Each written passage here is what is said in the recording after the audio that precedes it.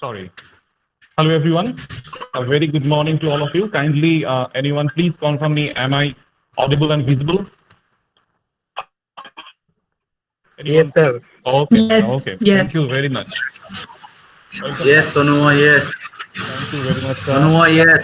I am Welcome here. back to a one-week national level online workshop, Technopedagogy and Research Methodology, organized by KALNA College B.Ed section and I2AC, that is situated at KALNA, West Bengal, in collaboration with School of Education Mahatma Gandhi Central University situated at East Champaran, Bihar, and Department of Education, Raiganj University from Raiganj, West Bengal, and Ramakrishna Mission Shikshan Mandir from Belur Math, West Bengal. Today is our concluding day, right?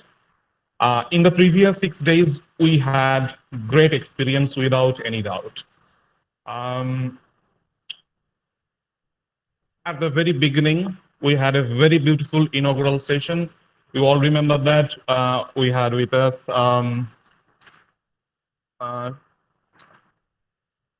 we had with us Prof. Sanjeev Kumar Sharma, who is the Honorable Vice Chancellor from Mahatma Gandhi Central University. We were blessed with Ashish Srivastava, Dean and Head, School of Education, Mahatma Gandhi Central University. We received the blessings of Swami Tattvasharanandaji Maharaj, who is our previous principal of Ramakrishna Mission Shikshan Mandir. We had a great speech of Dr. Professor D.R. Goel and a detailed study of our honorable principal, Dr. Tapas Samanto. Then, on the very beginning, we listened Professor Khagendranath Chattopadhyay's speech that was about challenges and opportunities in higher education during and after COVID-19 pandemic. The next day, that was 18th July 2020, we were blessed with Dr. Madhusudan Javi's speech over Moodle Learning Management System. The next day, that was Sunday, 19th of July, we were enriched with Dr. Subhas Mistra's speech about a review of related literature. And then we had Professor Kaushal Kishore, who instructed us to quantitative research, the construction of tools and all the accessories. Then at the afternoon of the same day, we had Dr. Samina Khan, theoretical and practical knowledge on Google Classroom, Google Drive, and Google Form. She taught us very well.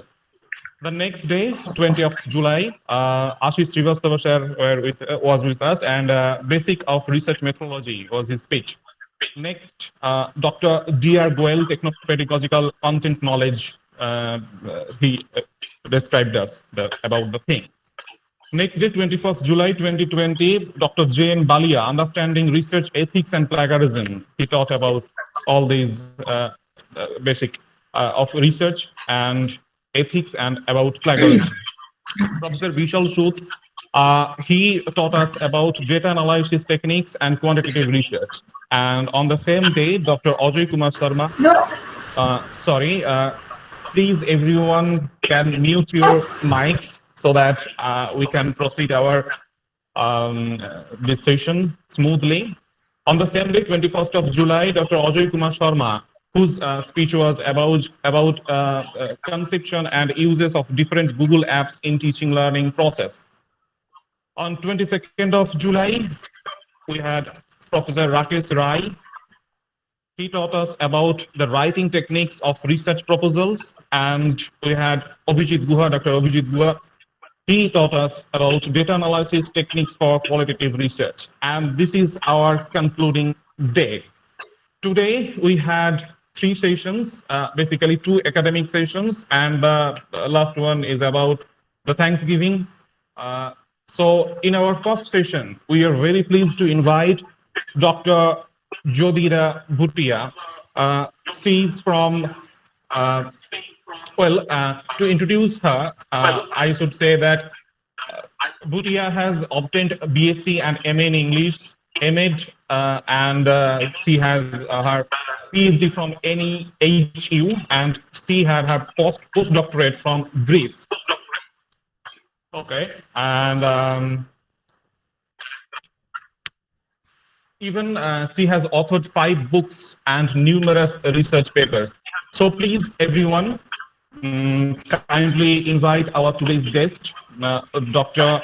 Jodhira Bhutiya, and she will deliver her precious lecture about interaction of qualitative and quantitative research. So the platform and the mic over to you, ma'am.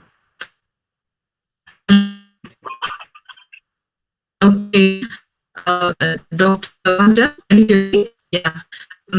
Hope my hope the network is okay. Now, I want to go into the sharing of how do I do the sharing so that I can keep the present now. Okay.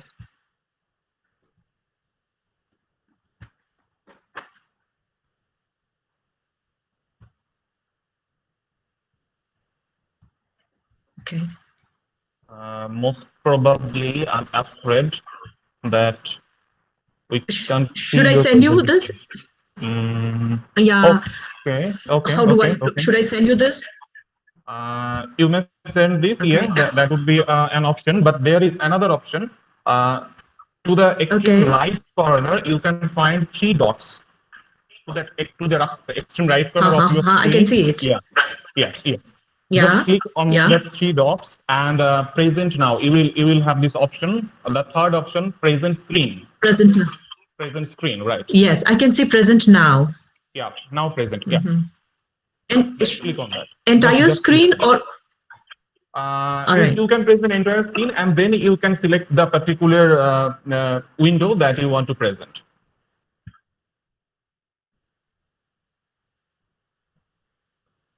You must grant have to grant permission to me. Sorry, we It is asking permission. asking permission. Okay, I would like to ask our technical support. Yes. Please do something. Here is our technical advisor, Dr. Otherwise, Abhishek I'm Mukherjee. sending Can, Ankit. okay, if you would send us the Oh, form. Dr. Pan, Mr. Yeah, please. Yeah, I'm sending you now. Mr. Pan, just tell me your email. Tell me your email ID.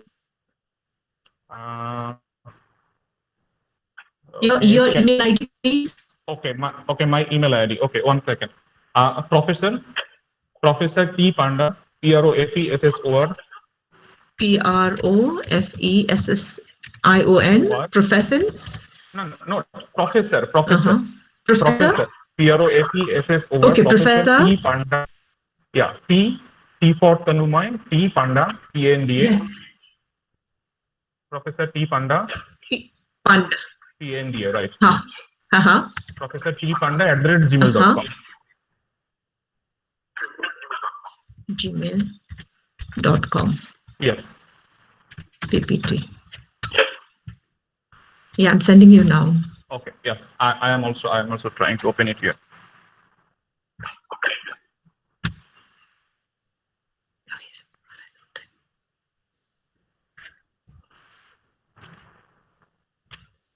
One second.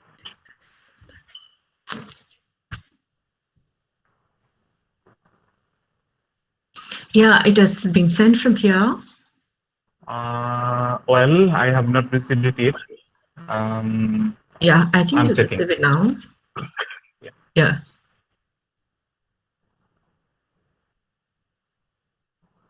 I'm afraid there should be any mistake in this email ID. I think because the email ID is PROFESSOR professor PROFESSOR.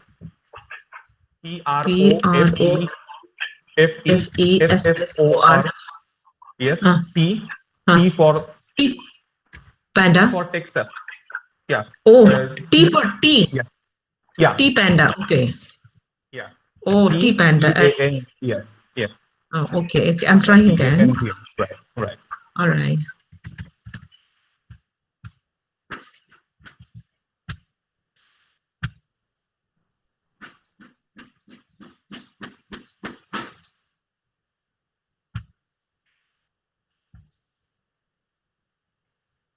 Take your time, and not a matter. Yeah, I'm so sorry. No, I'm still not not. at all. Yeah, because it's completely a new atmosphere, right?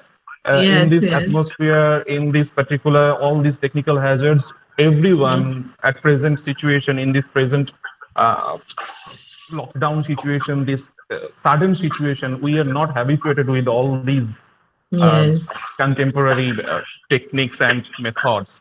So Mhm. does not matter. Does not matter. Has it arrived? My PPT, has it Uh, arrived? It has gone from here. yeah. Sure. I have got it. Yeah. Well, so I will present it from here, right? Yeah, Yeah. okay. Just a second. Let me download it. Just a second. Okay.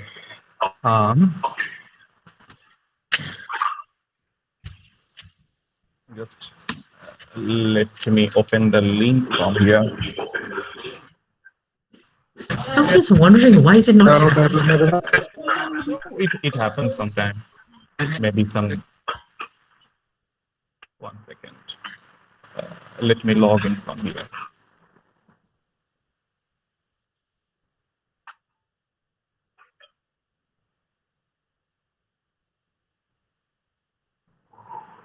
Oh, okay. Okay. Just give me a few moments. Just give me a few moments.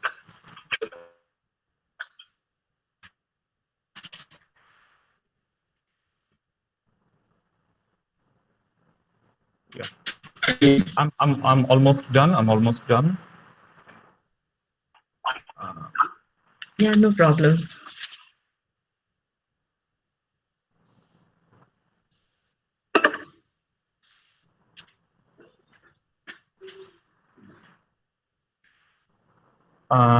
Let me see whether it's coming or not.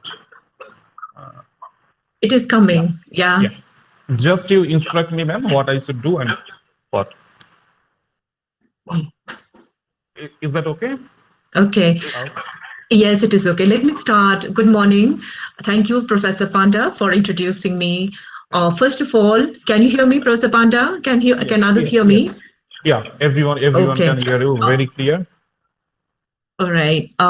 First of all, I want to thank the B.Ed section, IQAC cell of KALNA College, West Bengal, and also all those institutions who is organizing very informative, very good program on research methodology in collaboration with School of Education, Mahatma Gandhi, Central University, Bihar, Department of Education, Raiganj University, West Bengal, Ramakrishna Mission, Belur Math, West Bengal.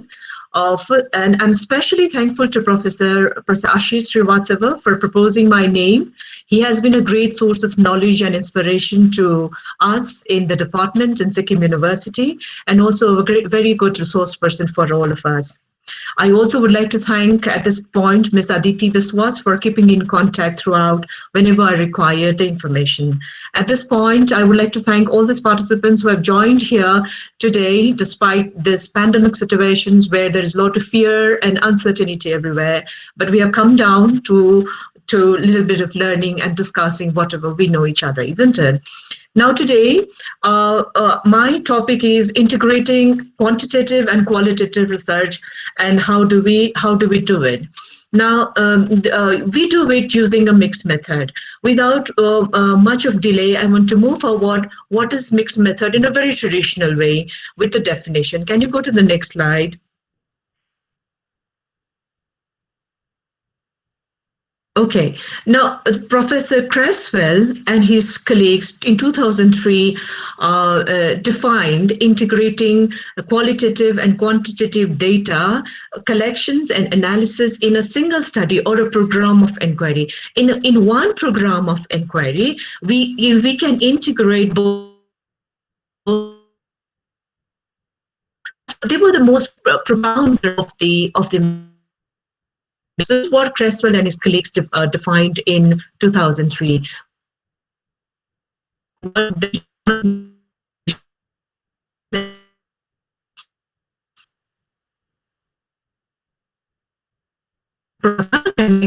go to the next slide.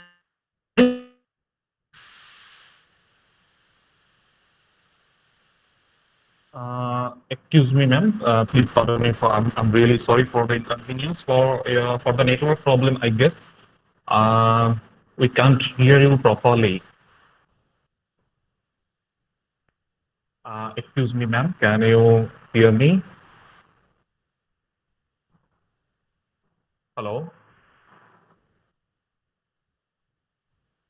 Excuse me. Good evening, ma'am. Are you there? Okay, I'm afraid probably we have lost the connection.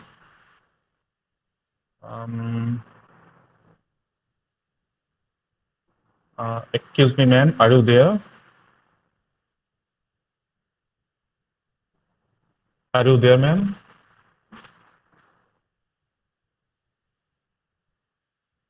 Well, I'm really afraid. Probably we have lost the connection. I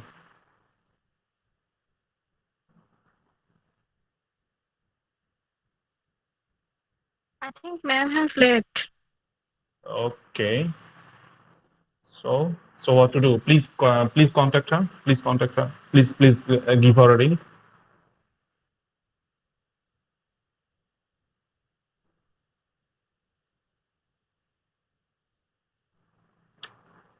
Well, we are really sorry, our respected and beloved participants.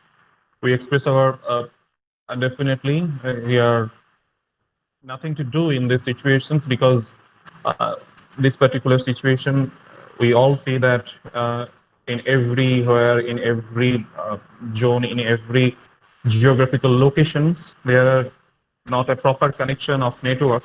So these all technical hazards, these all technical glitches, it happens.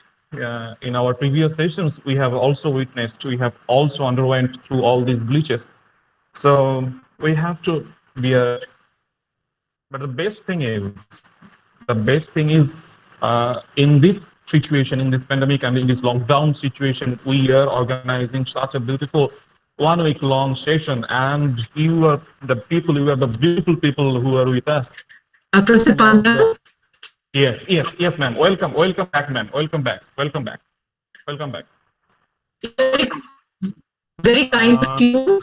Very kind of you. I think I will have this network problem because I'm in a very remote area now. Yeah. So I don't know whether I can be able to complete this whole 1 hour something. However, I will try my best. I'm going off the video because I think that will take much of my one. So I'm just putting the audio on. Is it all right? Yes, it will be all right. And only during question answer session, I want to put my video on. Sure. Okay. Sure. Now, again, going into the definition by Leach and his friend, that mixed method research involves collecting, right from collecting, analyzing, interpreting quantitative and qualitative data in a single study or in a series of study where one phenomenon is made to study. Now, going further to the next slide. Can you go to the next slide, Professor Panda? Next, third slide. Yeah. Next slide. Very sorry, I have to make everybody work. Next slide. Fourth slide. Okay. Now, how started mixed method? Okay. How it started mixed method? There was a huge dichotomy of research method. We all know between quantitative and quantitative research. There was a debate which method is better for a long period of time. And the mixed method developed as a movement. That's what Professor Tasakori and Hadley, the professors of education in the US, they have mentioned as a movement it started. A movement as a third methodological movement in the social and behavioral sciences during 1980s. So it started as a movement. It really took time to establish it as a third methodology.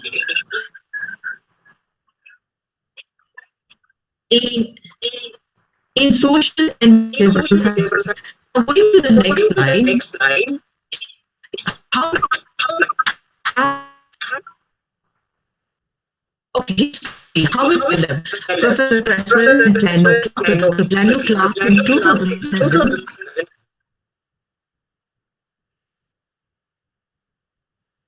Professor Panda, I'm here. No, it's okay. No, it's okay. All right. Now, it started. The ideas of the index method started forming in 1950, in 1980s. The idea of a mixed method started during that time, and later there was a debate for a long time which one is the better method to be used in social sciences and in education and in psychological research.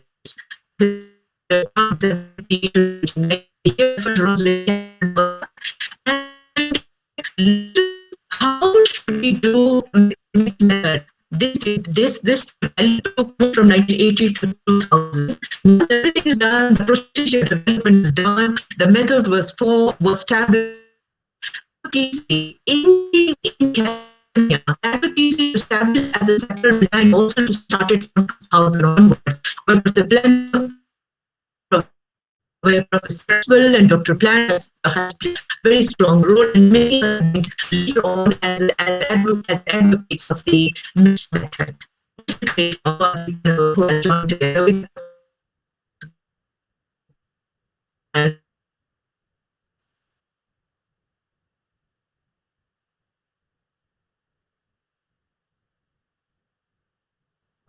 Sorry, ma'am. Probably we have lost the connection again. I think we couldn't hear you properly.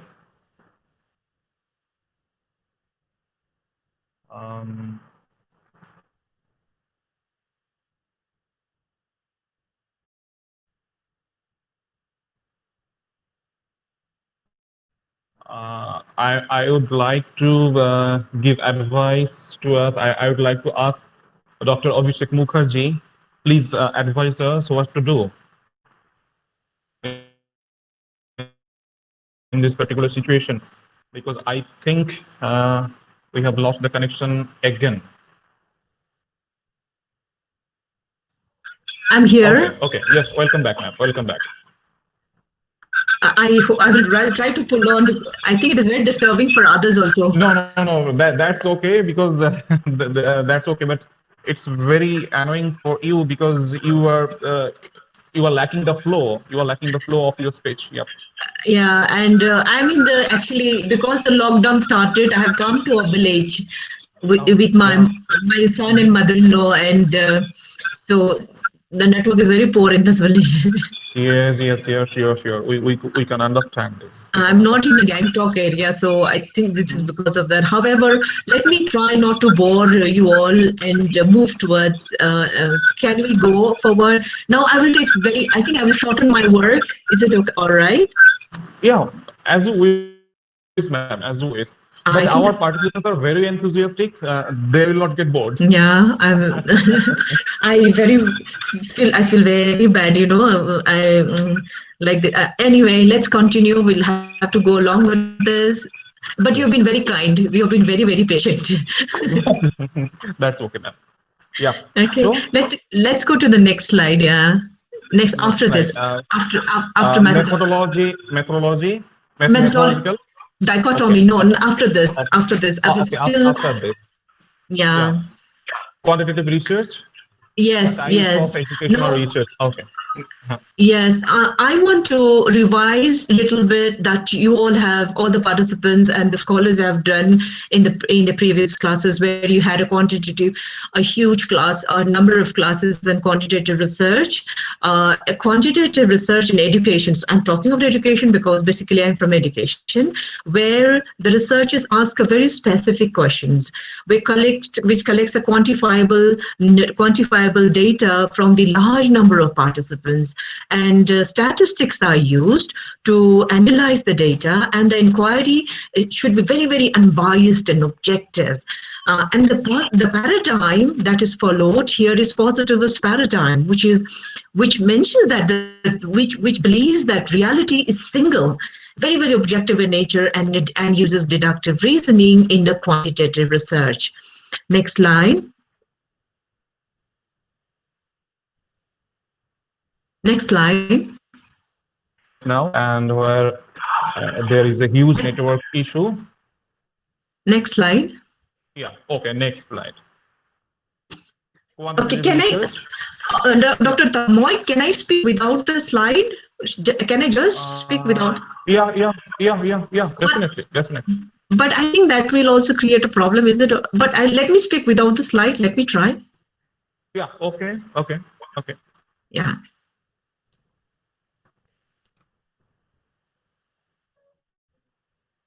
Are you hearing me?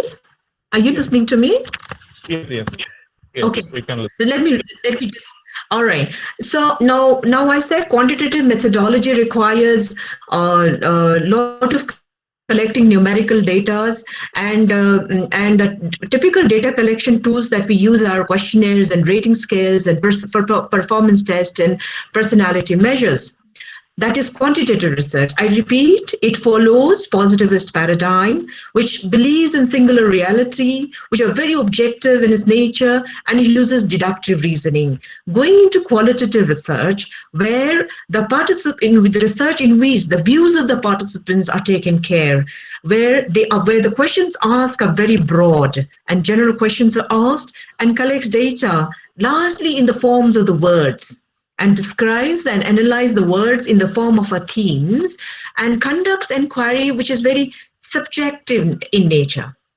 The paradigm which is used in this qualitative research are positivist paradigm. And which believes on multiple reality, which believes that one incidents do not have one perception. It can be seen from different multiple perceptions. And it uses inductive reasoning. Schulman in 1998 has beautifully explained qualitative research, who says that there are times. Hello, can you hear me?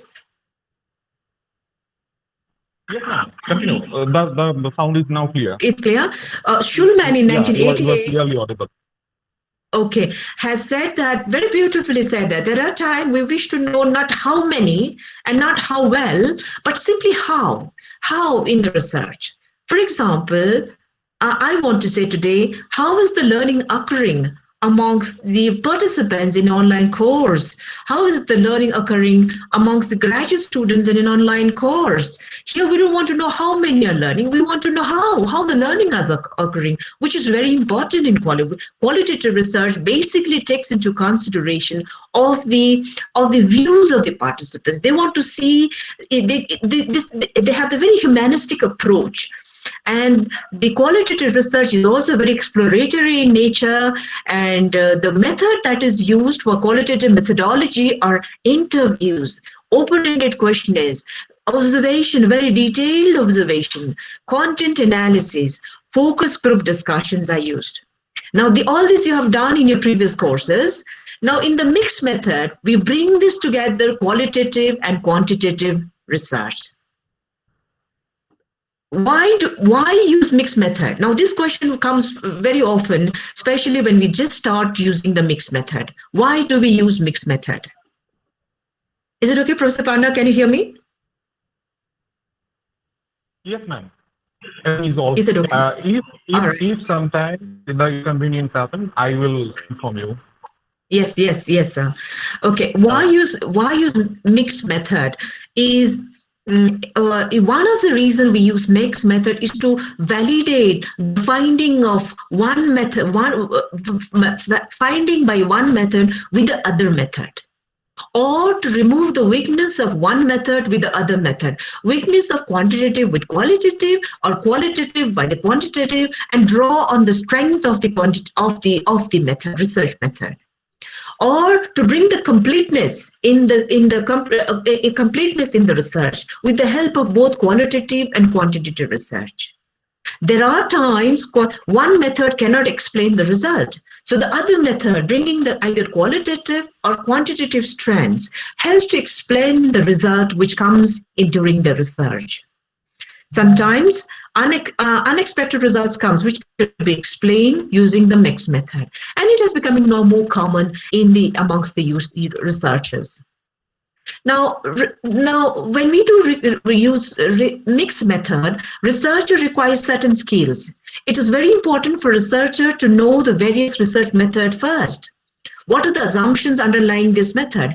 I want to say the researcher should know already the quantitative method and how to do qualitative method. I have seen that most of the students are very perfect in their quantitative method using t-test, r-test, mean and ST, but I have also seen students facing problem with coding and also finding the themes and categories. And in this case, conducting mixed method will be difficult.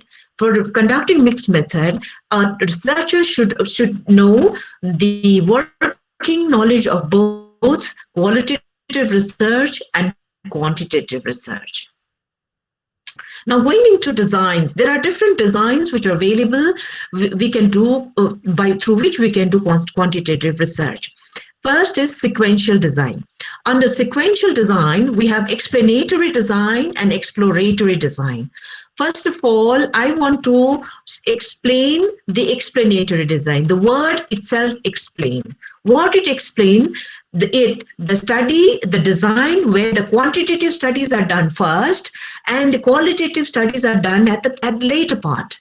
Now, qualitative study explains the quantitative study. Qualitative study data explains the qualitative study, and the interpretations are done after triangulating the qualitative and quantitative data together. So here it is explanatory design is what? Which a qualitative data or qualitative method explains the data and results of the quantitative research. This is the design developed, basic design developed by Professor Creswell and Dr. Plano. Now, going into sequential exploratory design, I want to give just one example of a sequential explanatory design, where one of my scholars has worked on stress level, mental health, and coping strategies among women teachers of secondary schools of Meghalaya in Nehu, Shillong, when we worked together, where we found that she found that some of the women teachers are very high stress level and very poor mental health. And then after what? Quantitative study after what? But she wanted to find what is that which is helping them to cope in this rat race, or what is that which is helping them to survive in this very demanding work of a job of a teaching, or a profession of a teaching. Now, what she did is that she identified those three teachers or 5 teachers who had this very high stress and very poor mental health, and they were contacted. She took into consideration all the ethical considerations, asked the due permission whether she can be part of the research, participants be the part of the research. And what she did is that she identified them and conducted an interview. Now, interview is qualitative and measurement of stress and mental health is quantitative. This is how she mixed and used the quantitative, mixed the sequential explanatory design. Now, exploratory design is also there, where basically exploratory design is instrument building. In exploratory design, first it starts with the qualitative data. You collect the qualitative data, and the results are taken out. From there, quantitative data and results are produced and leading into interpretation of the result. Now, how is that you do? If you ask me how is that you do, I want to give you some example by Lopage. Lopage in 2014 used explanatory design with sequential phases, qualitative first and quantitative. What he did qualitative, he went and asked, the study is to study the high school stress in high school teachers of Puerto Rico. So first, he did a qualitative interview of the 5 teachers belonging to high school, where he understood what are the stresses they are facing. Now, phase 2, based on those stresses, he developed a tool. He developed an instrument specific for the high schools of Puerto Rico, and that tool was was used in 375 teachers, which was developed, administered, validated instrument based on the findings of the phase 1 qualitative, and that's how qualitative and quantitative studies are used in the study by Lopez. And these kind of studies are called exploratory design, which also falls under sequential design. The third kind, which is very, very famous, are convergent parallel design. In a convergent parallel design, both qualitative and quantitative studies are done simultaneously, concurrently. Qualitative data are also collected, and on the other hand, quantitative data are also collected. Both these data are analyzed separately, and the results are merged and interpreted. Now we wonder, how do we do it? In what case, how do we do it? I have an example by Stanford in 2015, where he studied elements of outstanding leadership, a convergent parallel mixed method design study of the development of transformational leadership. Now, how he did is that he collected data using questionnaires, which is quantitative, among university alumni and current students in university. This is quantitative. And he also conducted interview amongst the same group, university alumni and current students, to understand the leadership program. And from this concurrent design, what was developed is transformational leadership theory was developed. So convergent parallel design, where both the study, quantitative and qualitative, are conducted simultaneously. The results are analyzed, and finally the data are merged, results are merged, and the interpretations are combined. Now, going into the embedded design. In embedded design, we have to know which is the larger design. Is it a quantitative and qualitative? If it is a quantitative, let's take an example of an experimental research. If it is an experimental research, we conduct an experimental research. That is pre-test we do, and we give an experiment of 15 days or 20 days. During the experiment, you as a researcher, or I as a researcher, I want to interview students or teachers or parents. That can be done also, which data can be used in interpretation. Now, as the interview is going, as the experiment is going on, intervention is going on, the post-test will be conducted later on. So in this larger design of quantitative design, qualitative research is embedded within it. It can be either of it. It can be larger qualitative and quantitative in a smaller form. So the embedded design is also very common in educational researches, which is developing. There are many studies going on in educational research. Now, are there anyone planning to conduct mixed method research design? First of all, we have to ask ourselves, do you have mixed method study? Or is it simply quantitative study, or is it simply qualitative study? We need to ask, do you have, or do I have quantitative database, which is close-ended? Or do I have qualitative database, which is open-ended questions? Or how do we bring it together? Do you have a plan? If you don't have a plan, then it becomes difficult to conduct a mixed method research. I want to tell you at this point, what is not mixed method research? What is not mixed method research? Mixed method research is not keeping quantitative research data and qualitative research data separately. No, it is not. Or you collect both the data, qualitative and quantitative, and don't do analysis. No, it is not. We have to bring it together, analyze and bring the results together. It is not many quantitative method. No, that is multi-method. It is not multiple qualitative research. No, it is not. That is multi-method. In mixed method, we have to mix the quantitative strand and qualitative strand of the research. It cannot be done just because it is famous. It is becoming famous. We have to know whether the study requires mixed method research or not. We have to be sure how many samples do we require for quantitative strand and qualitative strand. We have to know what type of data are required for qualitative and quantitative. What instruments are we using for quantitative data and qualitative data? What type of scales or questions are we using for quantitative data and qualitative data? And what analysis are you using? How are you analyzing quantitative data? And how are you using qualitative data, analyzing qualitative data? This has to be very clear. How are you doing it? And then you need to know, give a reason, a rationale. Why are you collecting both the data? Reason. Why? Then why are you using the mixed method data? Which method can you use?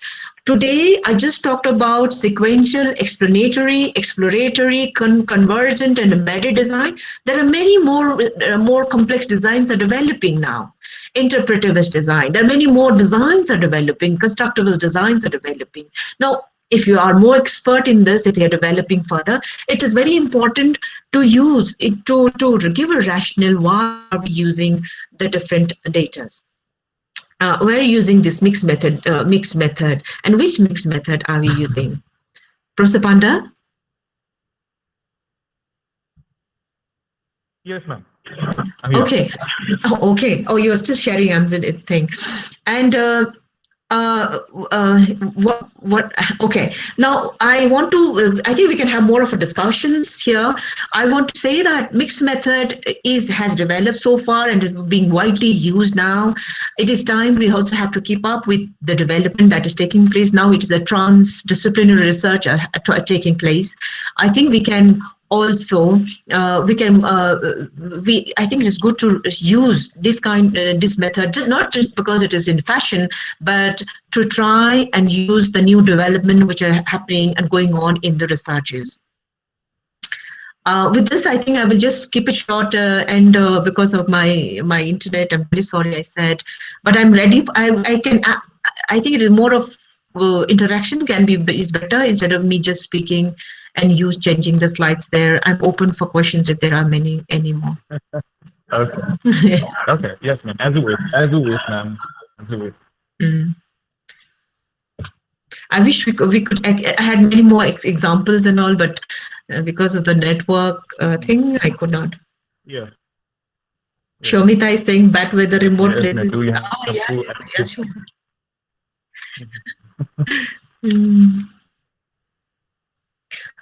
Looks like I must have bored this session. Very sorry. Next time, hopefully we meet somewhere, and we talk more of it. I have used a lot of mixed method in my research. Hopefully I can, we can meet and I can also deliver. I can also listen to you all more on this mixed method. I'm very passionate in doing all this work, and a lot of my researches are all on this only. So hopefully, I'm leaving the slides with you, and you can always pass it on to your participants. Many of you must be already using it, isn't it? Many of you are already using it probably, and you can always give us suggestions and me a suggestion. My technical problem gave me a little bit of, it was a little difficult for me. So I'll keep it to you if there's any question. Yes, presently, ma'am, you are very clearly audible to all of us. But I would like to ask you particular this slide. Can you see this slide? Yes, I can see it. Slide number 38. Yes. Yeah, I can see you. Yeah. If you could depict, yes, for our participants, if you can depict this, I mean 38 and 9. These two slides for them once again. I think they will be very, very good. Very nice. Here I was. These slides are made to tell the participants that if you are planning to do mixed method, what is that? You have to be ready to answer these questions. And there are other questions. The first questions are you ready to, the topic requires mixed method or not? This question is, what is that quantitative strand of data that you're collecting, and what is that qualitative strand that you're going to collect? We need to be sure. Sometimes when you ask our scholars or my researchers, what happens is that they are not aware. They're not aware how many will be the quantitative and how many will be the qualitative studies in qualitative studies, and who will be the sample of a quantitative study and who will be the sample of qualitative study. That should be clear. We should be clear. And here also ask yourself the questions like, how are you going to collect a quantitative database? What are those close-ended questions are you asking with the questionnaires or rating scales? Or what is that qualitative database are you going to, how do you have qualitative database? Are you going to use open-ended questionnaires? Are you using questionnaires, semi-constructed, constructed, or closed questionnaires? Are you going to use that? And how are you bringing those together? And also, what is not mixed method? Mixed method is not doing quantitative separately and qualitative separately and keeping it separately, no. Or also you collect both quantitative data and qualitative data and you keep it separately. That is not mixed method. We have to bring it together. Bring it together with analysis. And also, quantitative method is not multi-method. Somebody had asked me just now in the message that what is the difference between mixed method and multi-method?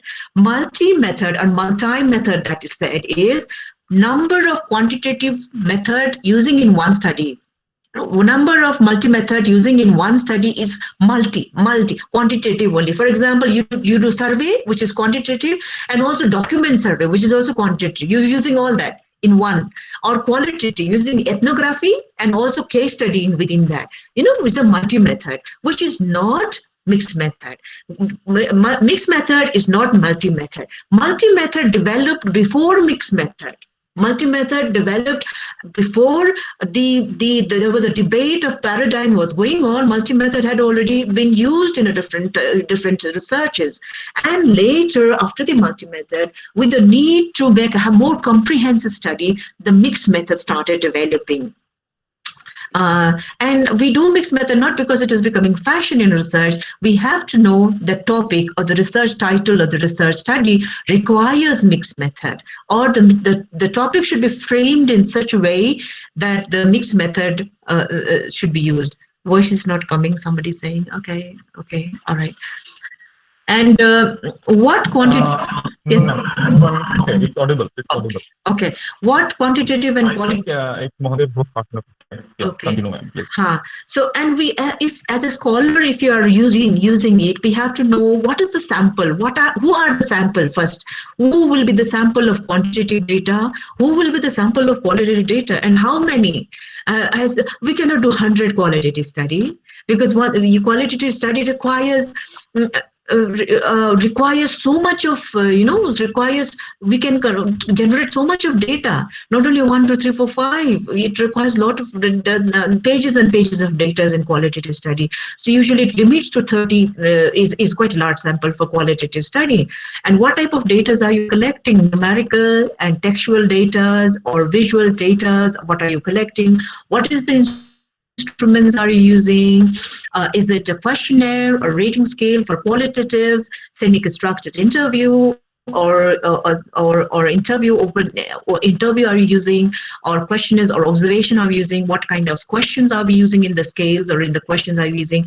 All these have to be clear before deciding or going into the mixed method research. Multi-method.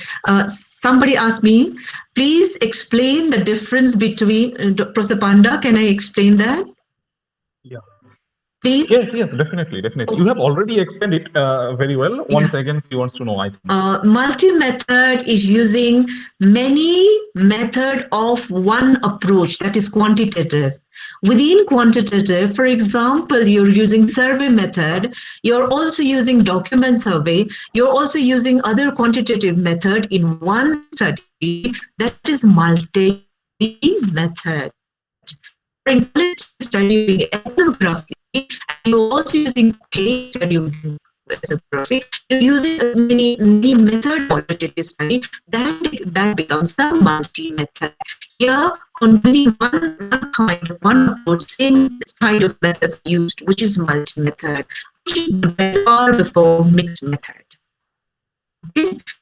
whereas in this method, we bring both the strands, quantitative and qualitative, we bring together to bring it together to clarify the findings or complete in the research. And in the question here, you can also ask as a scholar, we can also ask quantitative analysis. What are your quantitative analysis are you going to do? Are you going to do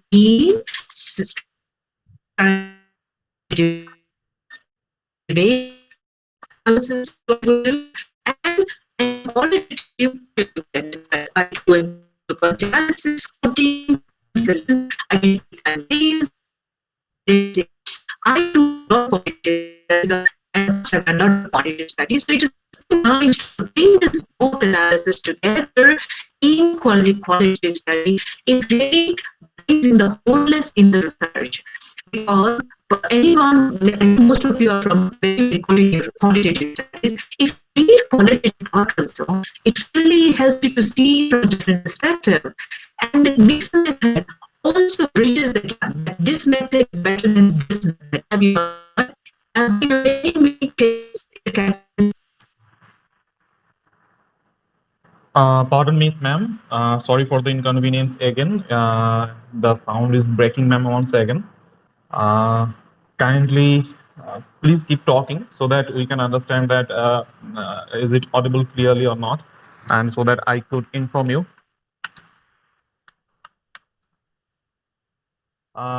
For all of our participants, really sorry and pardon us for this technical hazards. Please be patient, and you can put your questions on the chat box, and who are live in the YouTube session, they can also put their questions on the YouTube live session. We are trying our best, definitely, you can see that, and our dignitary, our invited madam, she is also trying her best, but the situation has made us imprisoned with this. So keep supporting us, please, and just put your questions. And we are waiting for our ma'am's network. If we could connect to her. So after this session, don't leave the platform. After this session, we are to invite Dr. Amol Kumar Chakraborty from the just allow me a few seconds, because I am also inside this situation, because I am also trying to connect her. So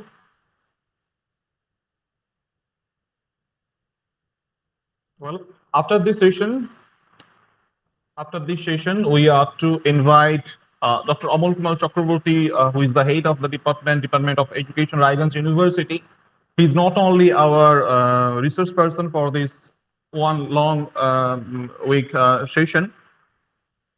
He's also our he's also among our workshop directors. So please keep patience and be with us.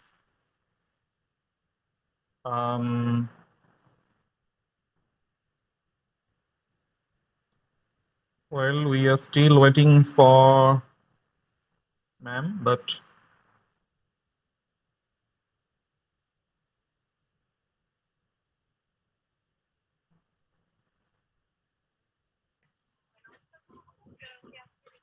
is she there with us? I think she has. Wait. Oh, ma'am. Yeah, Professor Panda, it is very shameful. Allow me to leave today, and hopefully we meet someday and we will discuss more on this work, and maybe you all come to Sikkim someday and we work more on this. But it looks impossible for me now to continue with this.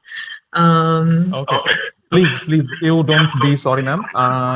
Really, this is really our misfortune that we have not got your session so beautifully, because you had a very beautiful presentation, and your style of describing was very beautiful, no doubt. And if we were able to get your session very easily, we and our participants all would be very benefited. But yeah, we are imprisoned with this gadget, so we have to take this. And hello, am I Hello. audible clearly? Yes, Am I yes. audible? Yeah. Okay, okay, okay, okay, okay. So okay, ma'am. Okay, Thank you. just be with us. Just be with us. Yeah. And really, it is our thanks and our gratitude for you on behalf of our organizing committee and on behalf of our Kalna College. Mhm. So yeah, please, ma'am, be Thank with you, us. And Professor Panda. Let me thank you, Professor Panda, for being very, very patient. You've been encouraging. I was feeling very awkward with my poor no, ma'am. network. And I would like to thank all those participants who were patiently hearing me, and very sorry I could not be clear in many, I think many aspect. Hopefully we keep it open for future. We will meet and work together, and we can see each other's work online also. I think we can also keep us updated, Hannah. And thank you so much, Professor Tanume Panda, for being kind, and give my regards, Professor Ashish Srivastava, for giving me this, for proposing my name. Hopefully, I can live up to all your expectations next time. And Yes, somebody asked me about the review of literature. Which one is better? Soma Halder asked me, which one is better, quantitative and qualitative? I would say both are better. It depends on your research, which one is better. What is the approach? What is the paradigm? Paradigm is that the way you're looking at research. What is that? It depends on it. So let's not say one is better than other. Let's not have a dichotomous view in research, at least. Or where we have a very dichotomized view, looking at any aspect. For example, gender also, male, female, who is better, isn't it? We have a very, very narrow way of looking at things. Let's come out of it. That's what post-positivist paradigm says about every time.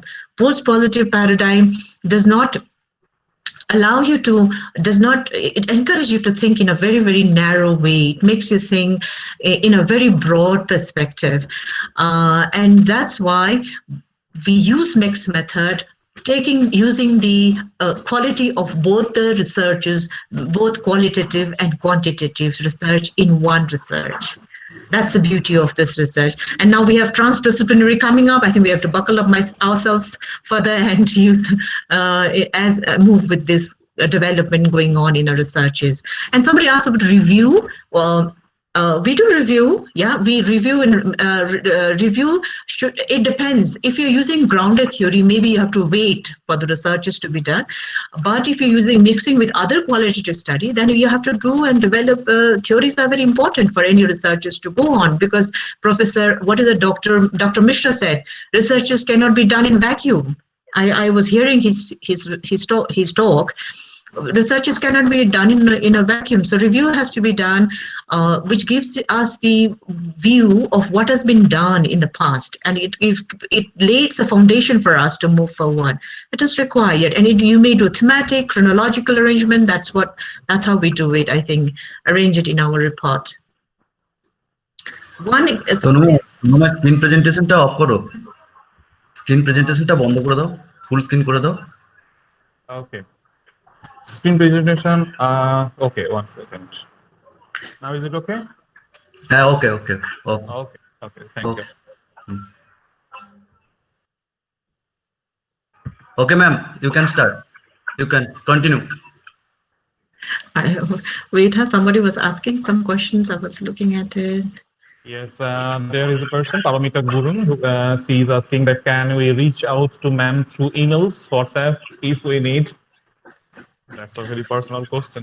I think in this platform, I think in this platform it is hard for so all those, not only for ma'am, for any dignitaries to share their personal email address or WhatsApp. I would recommend her to please contact with our organizing committee. I think they could answer your question.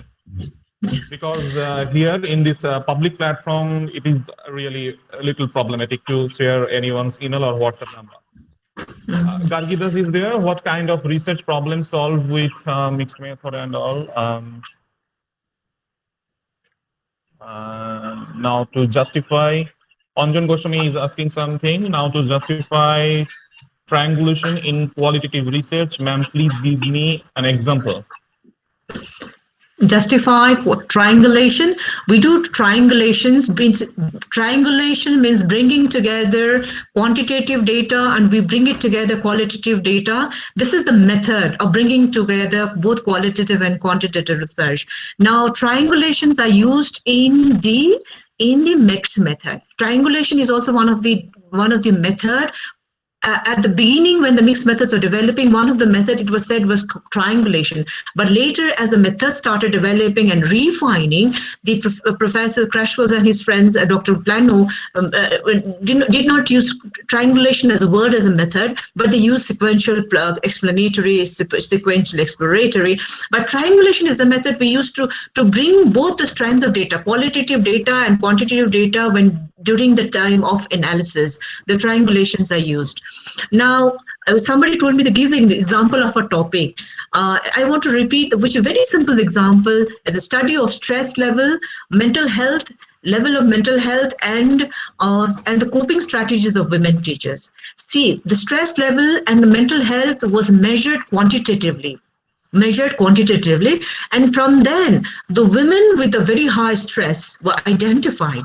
Women with a poor mental health were identified. How many? All will not have poor mental health, for sure. Very few with mental health and very few with very high stress. They were identified and they were questioned and they were interviewed. Let's say 3 or 4 women were interviewed. Now, interview is what? You're mixing the qualitative research. You're mixing the qualitative strand of the study. Then you interview, how are they coping? This is what you wanted to find. How are they coping in the profession? So from there, then when you want to analyze the coping strategies, then you bring in the data of quantitative also. You bring in the data of qualitative also. Triangulate this data and explain. It much depends on explanation. Explain and write. How are they coping? Are they using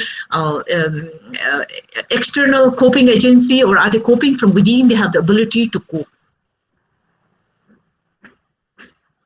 There are a few more questions. Yes.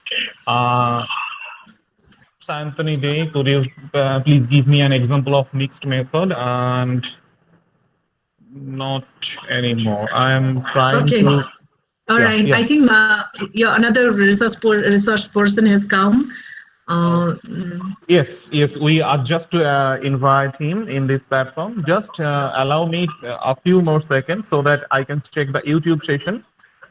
If because our large amount of participants are waiting there with their queries, with their questions. So just allow me a few more seconds. This is our day 7.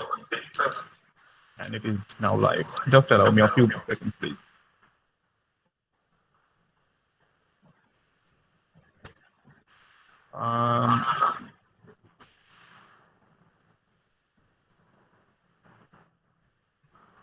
Well, here everyone is cherishing your lecture, ma'am. They're overwhelmed. They're saying excellent. And okay. Here, Dr. Arun Kumar Mondal, he is asking which research paradigm is most concerned about generalizing its findings. Once again, which research paradigm is most concerned about generalizing its findings? I understood. The generalization, it comes from the positivist paradigm. Positivist paradigm take the study from a very, very narrow perspective. It also sees the reality as a singular reality. So whatever is developed, whatever is found, they think that it is real and truth. And that should be generalized from a positivist paradigm. That's what was not agreed by the post-positivist paradigm. Post-positivist paradigm started thinking that, initiated the thinking that it should be from not from only one perspective, that the paradigm should be, the knowledge should be looked only from one perspective. The knowledge of every participants and individuals are important during the research. That's how the post-positivist paradigm developed. And many after that interpretivist paradigm are also have developed further. So generalization follows the positivist paradigm. Thank you, ma'am. Okay, here is Himadri Manna. He's asking, is there an ideal situation for application of mixed method? Situation, I cannot say situation, but it depends on the research work title or the problem. It depends on that, whether it requires both qualitative and quantitative research or method or not. Okay. Okay. Thank you. I think, yeah, rest all the messages are just big applauses and cheers and their gratitude to you, ma'am, for your beautiful Thank you so much. explanation. Kind Yes. of you. Thank you. Well, once again,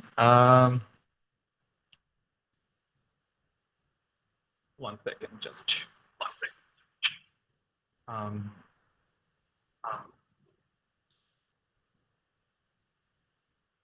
So, yeah.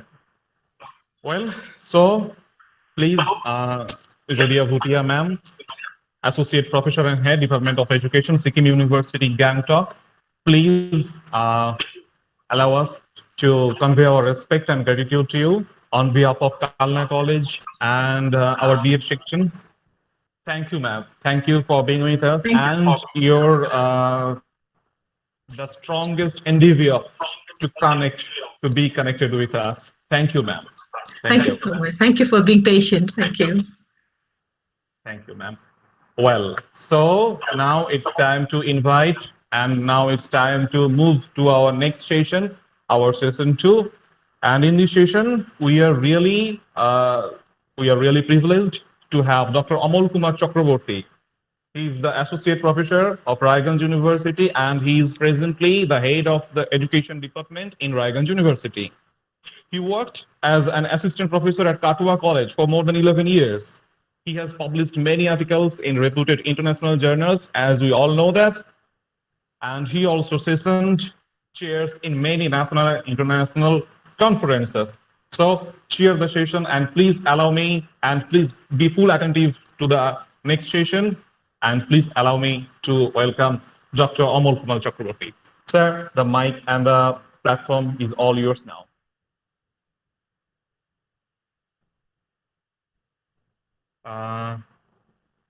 Sir, are you here? I think. Dr. Amol Kumar Chakraborty, are you here, sir? I think you were. Yes, sir. Am I audible? Yes, you are clearly audible, sir. Okay. At the outset of my deliberation, I convey my heartfelt appreciation to the B.Ed Department of KALNA College. Am I audible, please? Yes, you are Yes, sir. clearly audible. You are well visible and audible. Okay. At the outset of my deliberation, I convey my heartfelt appreciation to the B.Ed Department of KALNA College for taking grand initiatives in this pandemic situation to organize a national level 1-week online workshop in collaboration with Mahatma Gandhi Central University, Raiganj University, Ramakrishna Mission Shikshan Mandir. I also express my utmost respect to Professor S.K. Sharma, Honorable Vice Chancellor, Mahatma Gandhi Central University, Honorable Vice Chancellor, Sir Professor Anil Guimali of Raiganj University, and Honorable Swami Dibya Gunananda, Principal Maharaj of Ramakrishna Mission Shikshan Mandir, and Honorable Principal Dr. Tapas Samanta of KALNA College. I also extend my hearty welcome to all the respectable resource persons coming from the reputed institutions of India, and my dear participants whose presence enriches the environment of interaction and reciprocation. Lastly, I feel deeply honored that I have been provided with a platform to enable me to deliberate on the area entitled Writing Techniques of a Research Report. Now, I am presenting the screen, sharing the screen.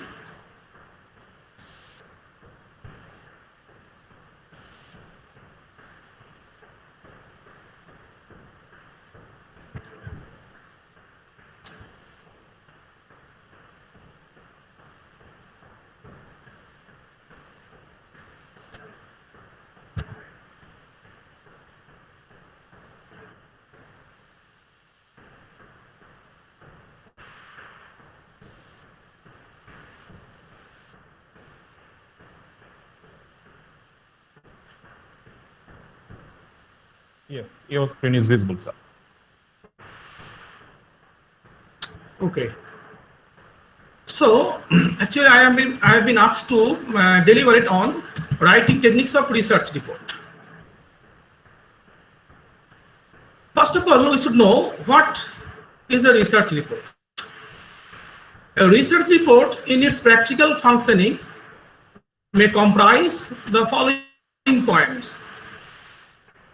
It is basically a written description of a research study that includes a clear statement of the purpose of research. Next, a review of the relevant background literature that led to the research study.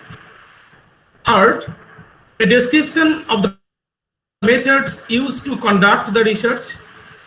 Next, a discussion and interpretation of the results. And last of all, a summary of the result of the research results. Actually, a research report should comprise a descriptive and analytical reporting of all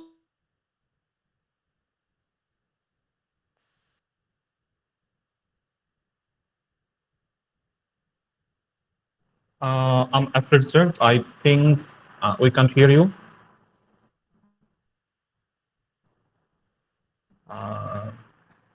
Can you hear me, sir?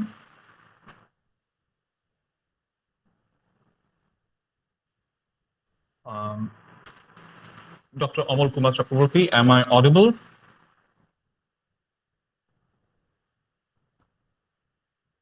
Hello? Hello?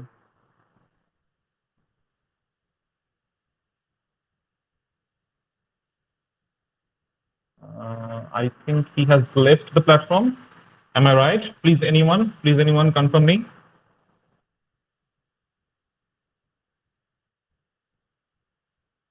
Yes, sir.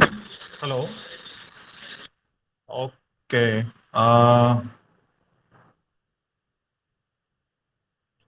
Okay. Please allow us some time to contact him back and to invite him once again.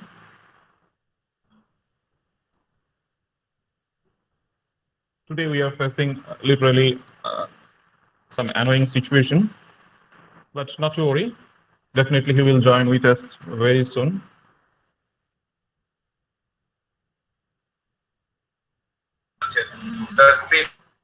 Amal বাবু মাইক্রোফোনটা unmute করুন। অমল বাবু মাইক্রোফোনটা unmute করুন।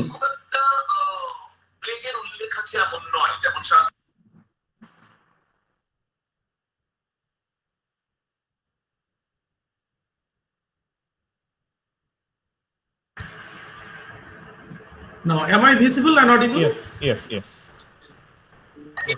Okay sir, okay sir. Okay Okay. Okay. Okay. Okay Yes, yes. So I have already discussed about the two slides. Now, am I audible, please? Yes, you are audible, but sir, So- we can't. But sir, your presentation has been stopped. I think. Screen প্রেজেন্টেশনটা আসছে না। Yes, you have to start it Screen once. presentation- I will start again. Yes, you have to start your screen presentation once again because it's not visible yet. Okay. Because mistakenly you left the session, so your presentation has been stopped automatically. So Kindly please start it once again.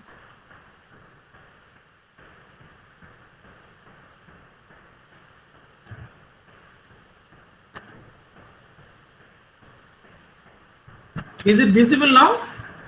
No, sir, not yet. I will confirm you. Not yet. Yes, sir. Is it visible now? No, sir, not yet. So should I rejoin again?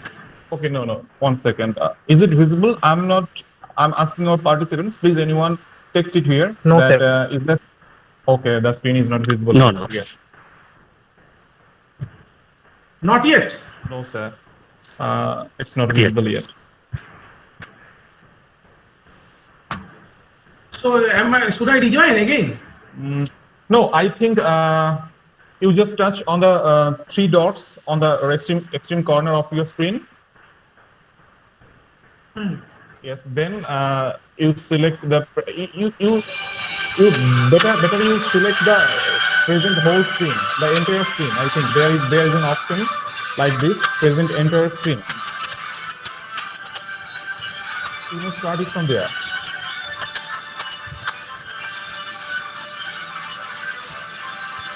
You will get the option present screen from that. Yes, now it's coming. Yes. I think it's now working. Yes, you can see your entire screen. And now select this particular window. Yes, it is visible. Now select this particular window. Select this particular window where your cursor is now. Yes.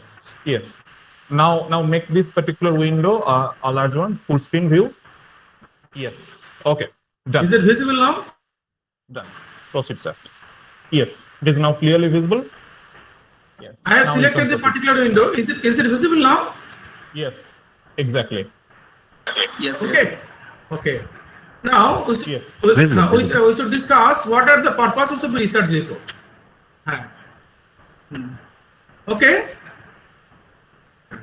Why was the study undertaken? I have already discussed about it. Now, what was aimed? So, before undertaking a research, a researcher or an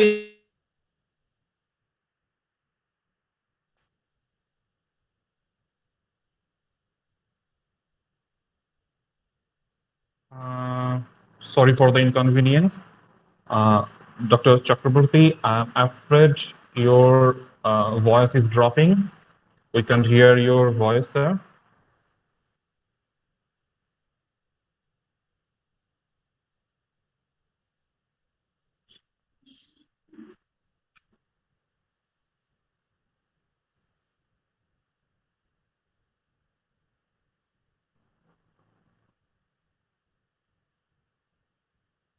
Okay, I think we have lost the connection again. Unfortunately, Dr. Amal Kumar Chakraborty has left the session once again. I would like to ask our organizing team to please contact with him by phone.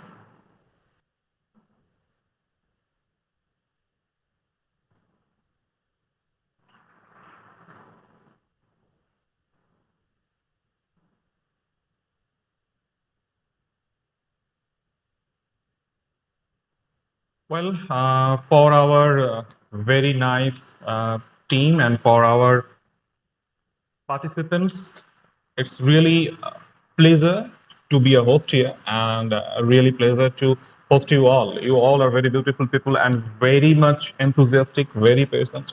For the last 6 days and today is the 7th day, we are witnessing your extreme urge and your extreme sense of learning, your sense of respectfulness. So, and that's it. We are about to conclude our 7-day workshop today.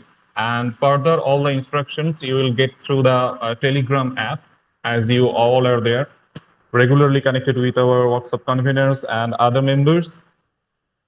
So please be a little more patient and stay tuned. Soon, definitely, we will get him back.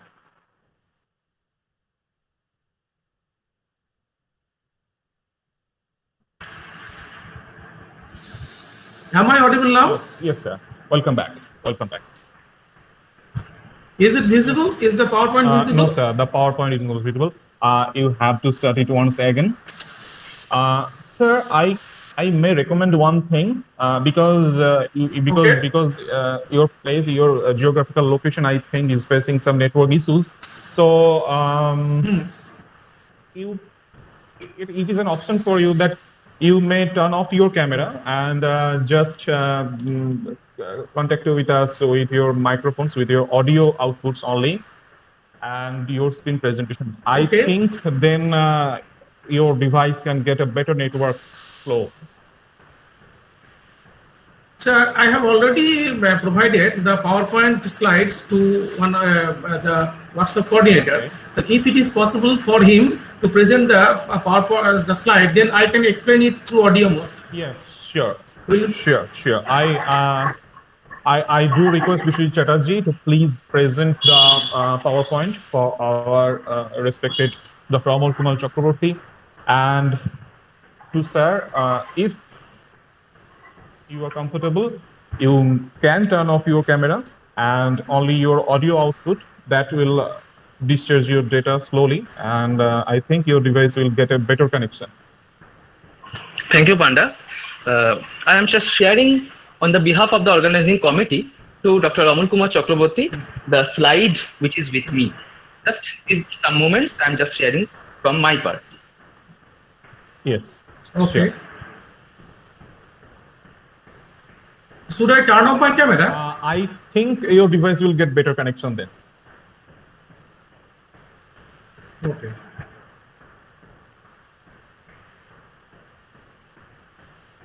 And that is the reason why I have also turned off my camera, and my microphone is now in unmute mode. So yeah, we have got the presentation. So, Biswajit, please go to the third slide. Biswajit, can you hear me? Please go to the third slide. Right. He's moving the slide, right.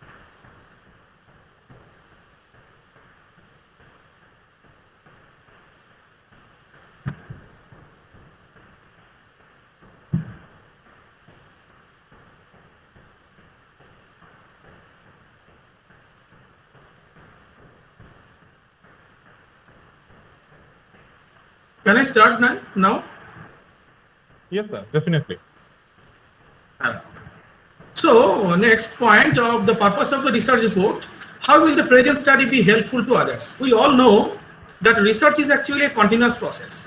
What should be investigated by the previous researcher should pave way to the future researcher, because there should be some unexplored area which the future researcher will be prompted to explore in the future.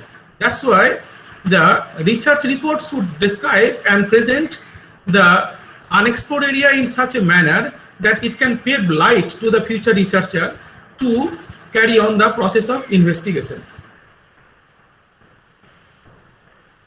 Now we'll come on the structuring of the research report. What should be the basic structure of the research report? The structuring of the research report implies two fundamental points: what to write and how to get it arranged in various sections or subsections used for this purpose. The structuring of the research report more often depends on the types of research report writing, such as writing of the report of a research dissertation or thesis and writing of the report in the form of research paper. We all know that the thesis writing and the format of the thesis writing is more a rigorous effort.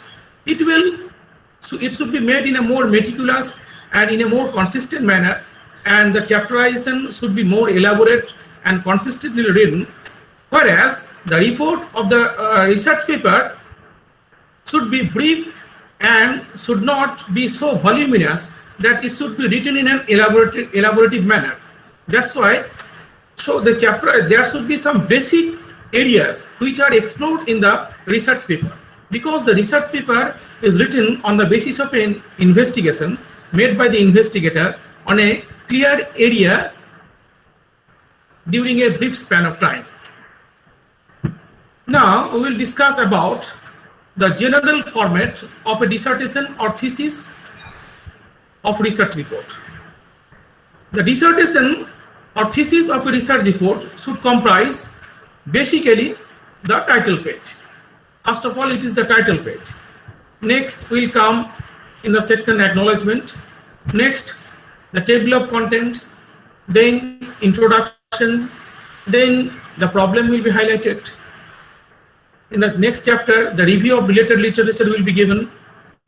The most important and crux area is the methodological portion, and the research paradigm and the research design should be clearly highlighted in this methodological area.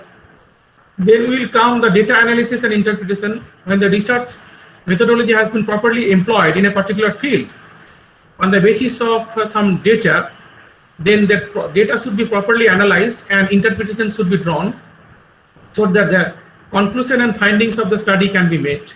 Last of all, there is a customary on the part of thesis writing to give a summary. The summary should be the brief account or description of all the chapters that has been described by the researcher, starting from introduction up to the conclusion chapter. Next will come references, and then the appendices will come. Now we will discuss how the title page should be about. Since my deliberation on the writing techniques, we should try to know how the title page should be. The title page is characterized by the following types of information. In the title page, the title of the study obviously should be given. Then the name of the researcher is to be definitely mentioned. Then the researcher's institutional affiliation should be indicated. To which educational institution the researcher belongs, that should be indicated, because it may be that a researcher belongs to a particular institution and he is carrying on research in a different university or in a different institution. That's why the researcher's institutional affiliation from which he comes should be clearly mentioned. Now, the name of the university to which the research is being submitted. The name of the university under the banner of which he is conducting the research and he is submitting the thesis should have to be compulsorily mentioned, otherwise it will be a definitely incomplete document. So the title appearing on the title page of the manuscript should be brief but meaningful to describe what the study is about. Now comes the acknowledgement section. Actually, it is actually a customary part of the research report to give place to the acknowledgement of others who have contributed or assisted in conducting the study and producing the research report. It should be brief and to the point in giving credit and expressing obligation to the persons and institutions for their valuable guidance and rendering administrative facilities. It is also unnumbered in the manuscript. Because research is actually a collaborative enterprise. When a research is undertaken by the researcher, he must have to take help from resourceful person and also some local person and all sorts of persons living in the community, which is actually the backdrop of his research. And that should be clearly mentioned in the acknowledgement section. Now the table of next comes the table of contents. It comprises the following. The title of the chapter and the subdivision along with the page numbers should be given in a clear manner. List of tables along with the page numbers should also be mentioned. List of figures along with the page number should also be indicated. And last of all, the list of appendices along with the page number should be given. Now, we should focus how the introduction chapter should be written. What should be kept in mind for writing the chapter introduction? We all know that introduction gives main emphasis of the subject matter. It aims at introducing the reader about the main concept related to the study and providing a rationale for conducting the study, explaining the circumstances and need that made the researcher to think about conducting the present study.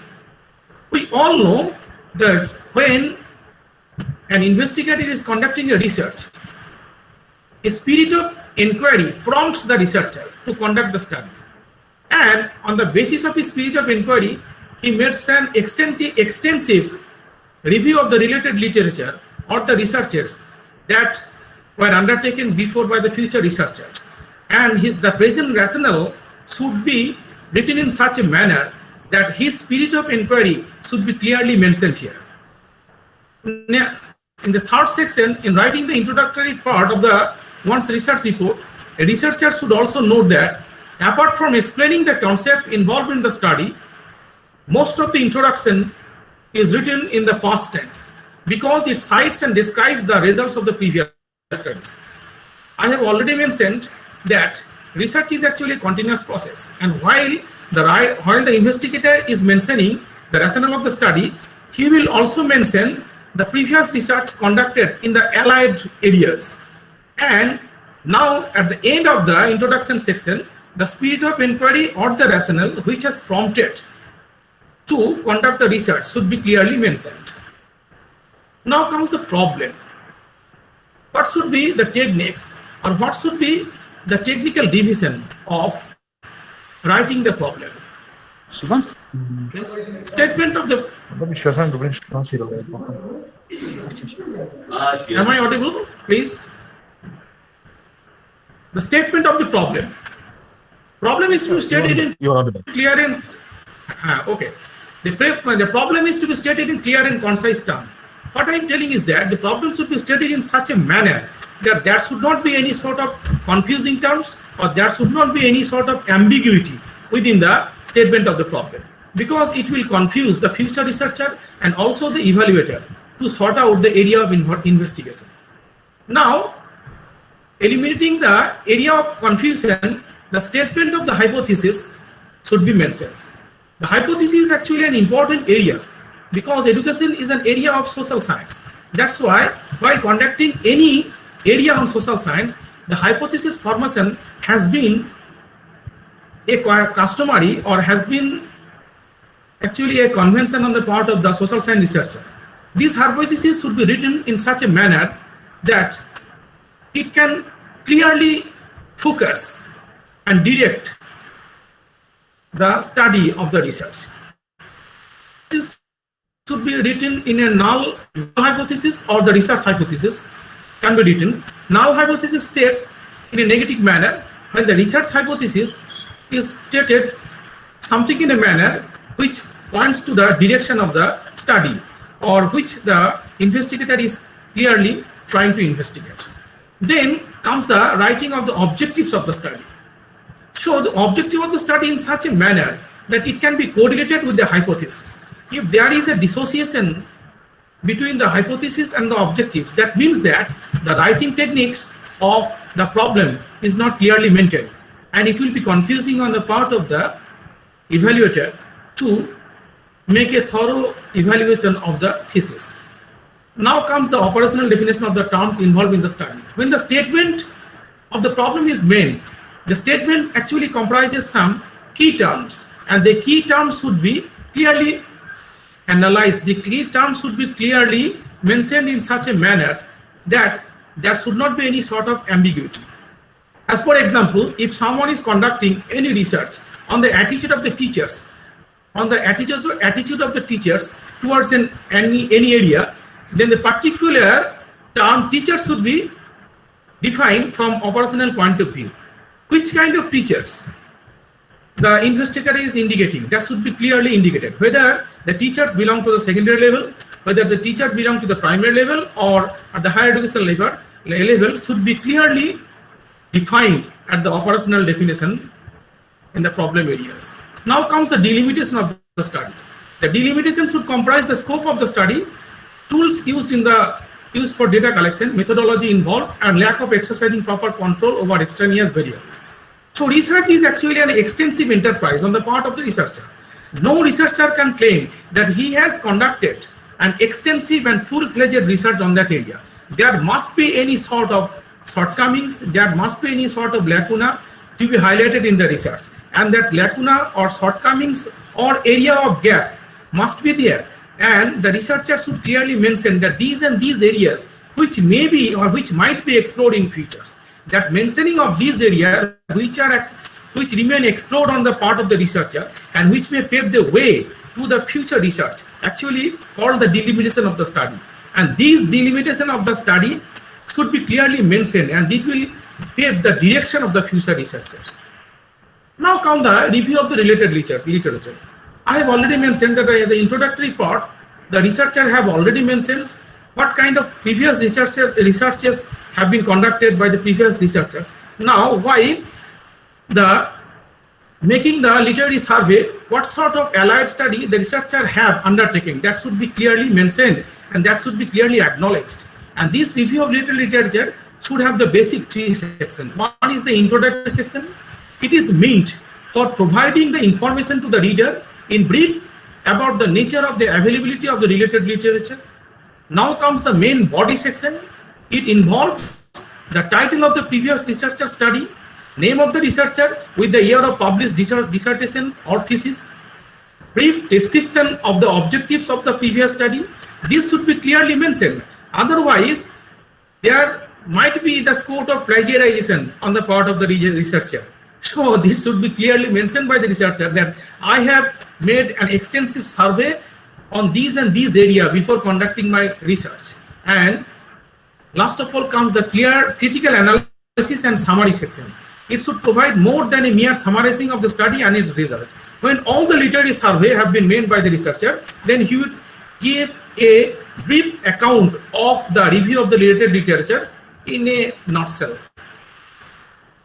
Now comes the methodology of the study. The methodology of the study is actually the crux area. How the study was undertaken. First, research designs were employed by the researcher. What kind of methodological strategies were employed by the researcher should be clearly described and mentioned. Otherwise, these crux area is actually the nucleus area of the thesis. These areas should be clearly indicated. This area involves the following subsection. First of all, the population of the study. The writer should be accurate enough in providing the description of the population of the study. Population means a particular, when the researcher is conducting study on the, say, the teachers, then who are the teachers belonging to some districts or some states upon whom he has conducted a survey, or who are the students upon whom the research was conducted. These teachers or these students who are the subjects of the researcher study actually constitute the population.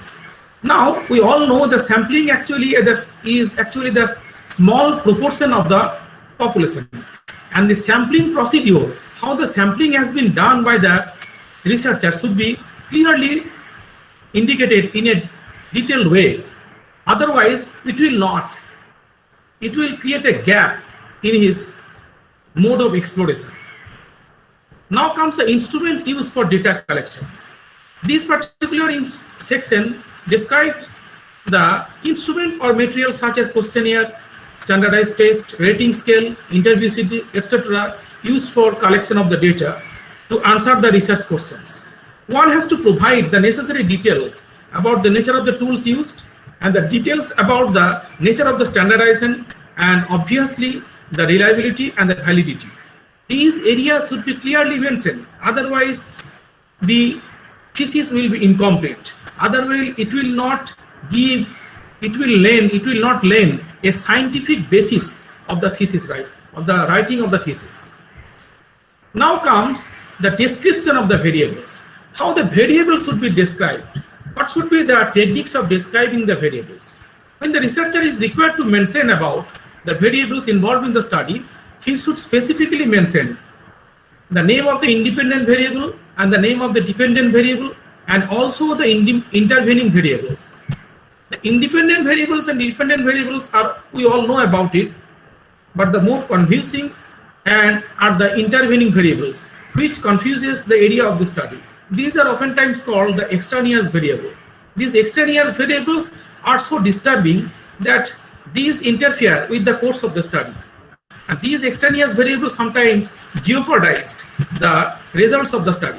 That's why the extraneous variable should be properly controlled, and the measuring devices for exercising control over these extraneous variables have to be described clearly. Now comes the writing procedure of the step-by-step, step-to-step process. We all know the name of the Tuckman, an important educationist, who clearly prescribes this procedural writing of research process. I think these are very important.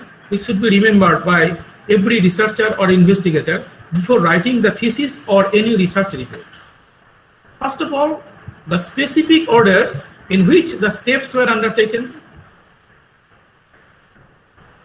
Then comes the timings of the study. If the research is conducted in a phased manner, then the definite phases should be clearly mentioned.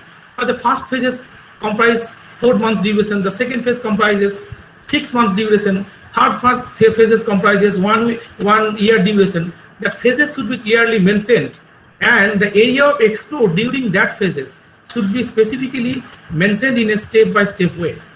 Now, the instruction given to the subjects. If it is an experimental study or if it is an attitude survey, some instructions have to be given to the subjects.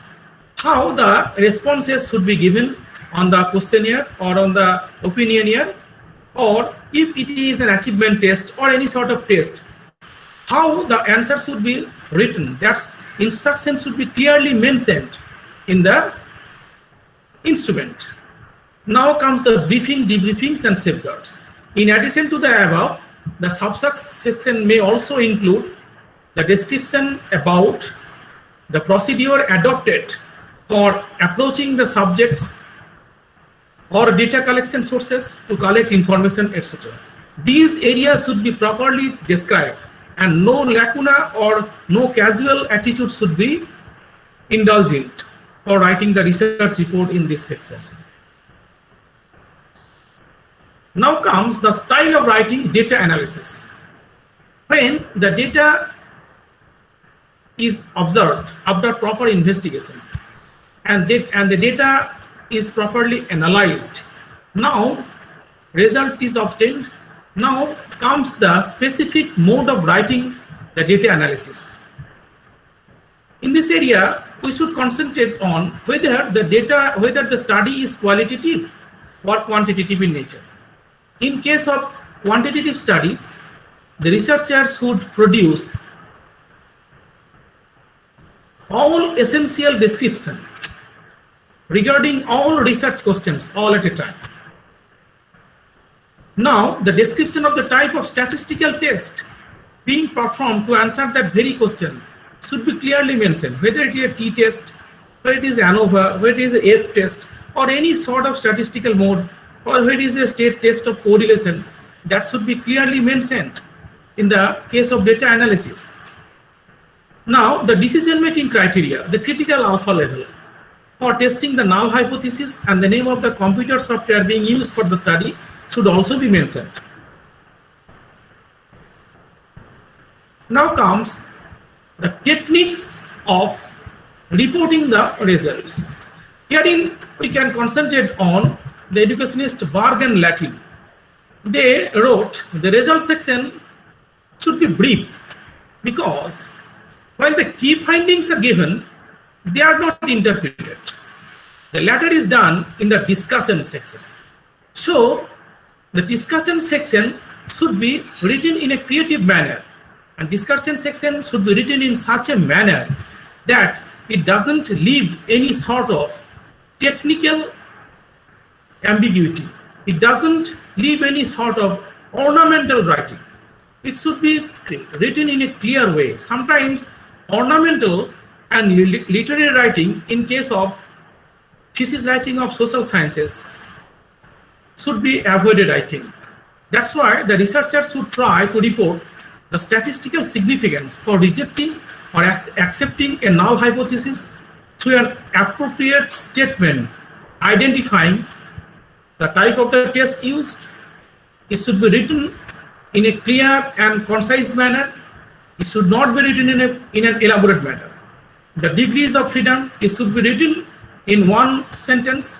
The outcome of this test, it should be also written in a specific and concise manner, and the level of significance which correlates to the statistical area should also be mentioned in a clear-cut manner. Now comes the techniques of reporting the interpretation. Here, the researcher is required to present the necessary explanation and interpretation having the following outcomes. Now, when the research design have been properly employed and data have been properly administered through some statistical software, that should have some results. Now, what has been found through the study should be indicated in a clear-cut manner. Now comes the comparison of the results of the study with results of another study. If same types of study have been undertaken in a different geographical backdrop, that should also be mentioned, and the present result can be compared or contrasted with the previous result, because the comparison and contrast will be visible to the evaluator, because this contrast is essential. This contrast should be described. This contrast should be highlighted. Otherwise, the results of the previous researches cannot be compared with the present area. And the evaluator will think that the same, near about the same area can be replicated in that area if the population, the subjects, and the geographical backdrop can be changed. So the comparisons of the results with the results of other study is also a vital area that should be described in a clear, concise, and in a scientific and accurate manner. Now comes how the results are helpful in deriving some valid conclusions and theory building. If the results can be generalized, then the researcher can obviously mention that these areas can be applied in these areas, and from my experiment the following observation are made, and the observation derived by the researcher after the completion of the study can be written, and he can also create some theory through which the future research can be conducted, and which can also throw insights to the future researchers. So theory building, though it is a complex and analytical process, it can be done if the research study is extensive, if the research study is conducted in a broad-based manner, and the sampling is large in manner. Now comes the limitation of the study. Limitation of the study means that I have already said that when the research is conducted by a single researcher, there must have some limitation of the study. Limitation should be there, and the limitation must be there. Otherwise, it will not pave the way to the future research. So that limitation should be clearly indicated. If the researcher can clearly indicate the limitation of the study, then lots of insights, future research and insight can be derived from the research study. And I think a good research is that kind of research, which along with conducting the research can also highlight the limitation of the study, so that future researcher can get valuable suggestions from the thesis. Now comes the application of the study. If the study can be applied in the new area, suppose someone has conducted a study on the application of the methodological paradigms while teaching the second language in a secondary schools. If the researcher has, at the end of the study, has found that this particular methodological paradigm is more effective in the skill development of the second language learner, then he can also recommend the respective board or any respective council to apply those methodological paradigm in the school area, because he has derived results on the basis of his extensive research. That's why the application of the study is essential, and the application of the study can also be recommended in a specific way. Now comes writing the conclusion and recommendation. A research report may contain a number of conclusions drawn depending upon the number of hypotheses being tested in the study. Below is a typical way of stating a conclusion. If the researcher have or any researcher have concluded after the investigation, or if he has derived or if he has obtained a general truth and he can state it in an unambiguous way. Suppose the functional, such kind of conclusion can be derived, may be derived, such as functional communicative methodology is more effective than any traditional methodological paradigms in enhancing the second language skills among the learners. This kind of conclusion may be highlighted by the researcher at the end of the study. It should not be made, it can be drawn, but it may be drawn. Because functional communicative methodology is more effective than traditional methodological paradigms in enhancing the skill development of the learners. That means that if the functional communicative methodology is applied in the secondary learners, then it may derive effective results in enhancing the skill development of the learners. So such kind of conclusion may be drawn so that this kind of conclusion may be applied by any future researchers in a more innovative way by changing the geographical backdrop, by changing the level of the study. If it is conducted in the secondary level, it can be replicated in the primary level, or it can be replicated at the undergraduate level. That's why the conclusion should be written in a more clear-cut manner so that the future researcher can gain insight from his conclusion. The researcher should also mention the difficulties encountered in carrying out the research. Research is actually a rigorous enterprise. Rigorous enterprise means it must entail some difficulties. It must give some hindrances while conducting the research. And that hindrances or difficulties should be encountered in the thesis in a clear-cut manner. This is not if the researcher doesn't mention the difficulty, that means that he is actually avoiding his area of difficulty, because all sorts of researchers throughout history have encountered all sorts of difficulties, whether it is manual, whether it is encountered in the societal level, or whether he has encountered difficulties while facing the administrative level. That may be mentioned in the thesis in a clear-cut manner. Then he should also mention the uncovered aspects of the present study so that the future researcher, I have already talked about it, insight to the explore the area of further study. Now comes, last of all comes, writing the summary of the study. A research report is necessarily to be accompanied with an appropriate summary of the research report for providing a handy overall glimpse of the overview of what was aimed, planned, done, and achieved by the researcher throughout the execution of his study. And the researcher has to mention again in brief. So the summary is actually the mentioning in a nutshell all the chapters of the research. But what is more important here is that it is not the mentioning of the total description, but also the specific techniques that should be embodied to write the summary of the study.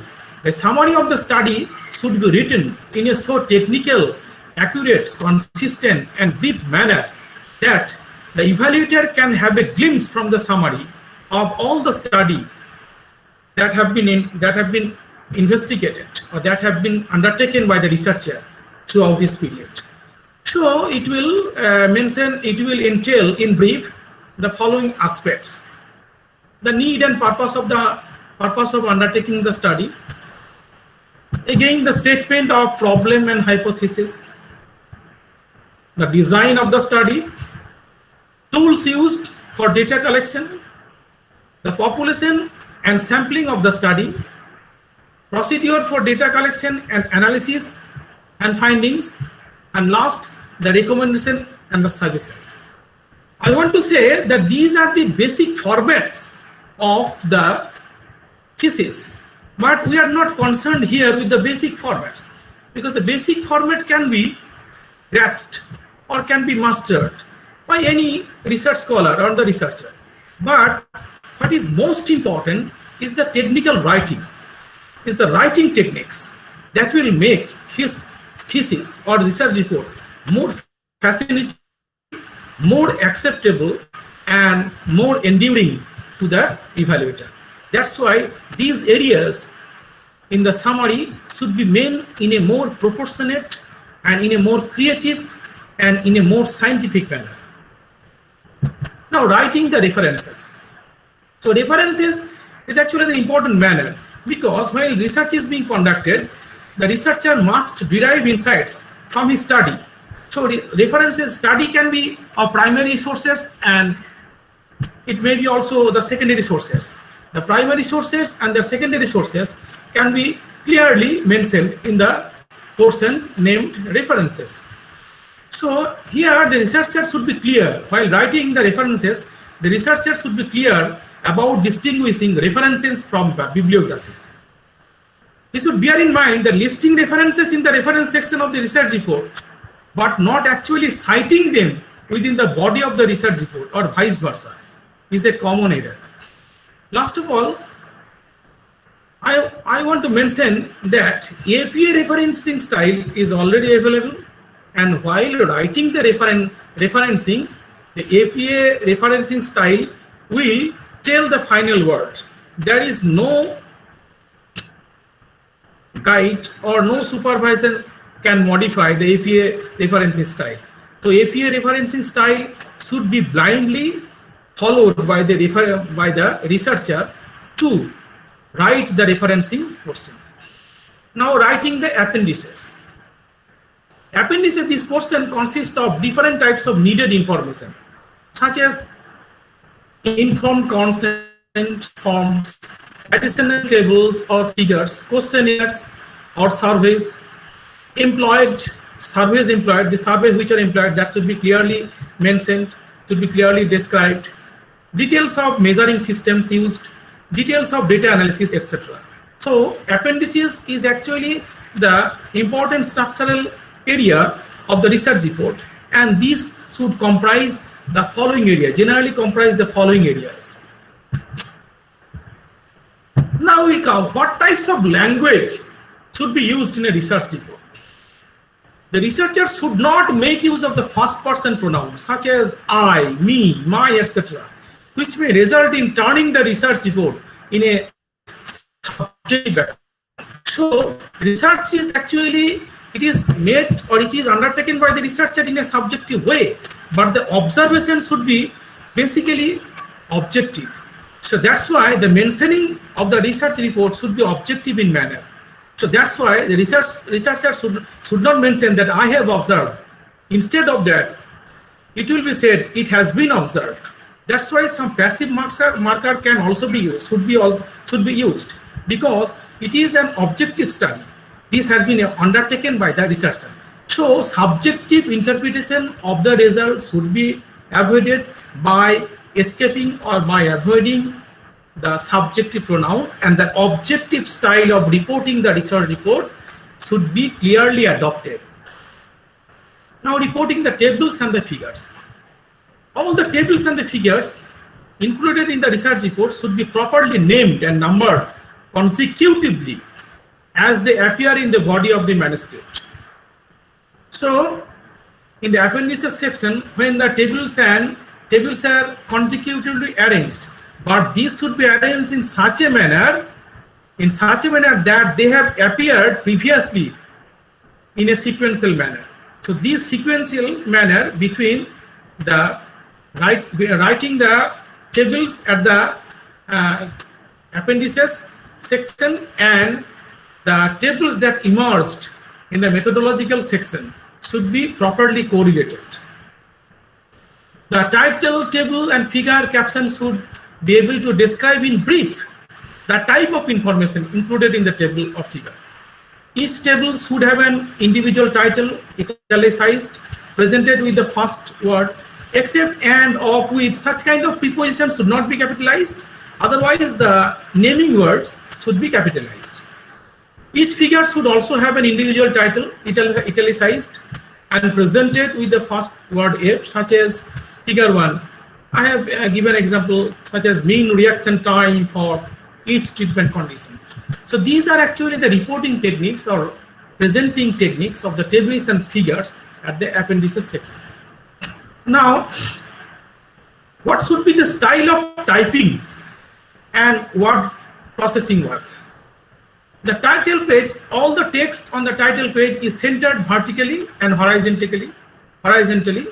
The title page has no page number. It should be clearly borne in mind. Now comes the page layout.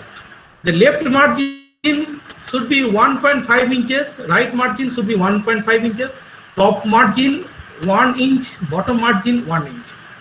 The page numbering generally are made at the top right. In case of spacing and justification, generally all pages are single-sided. Text is double-spaced, except for long quotation and bibliography.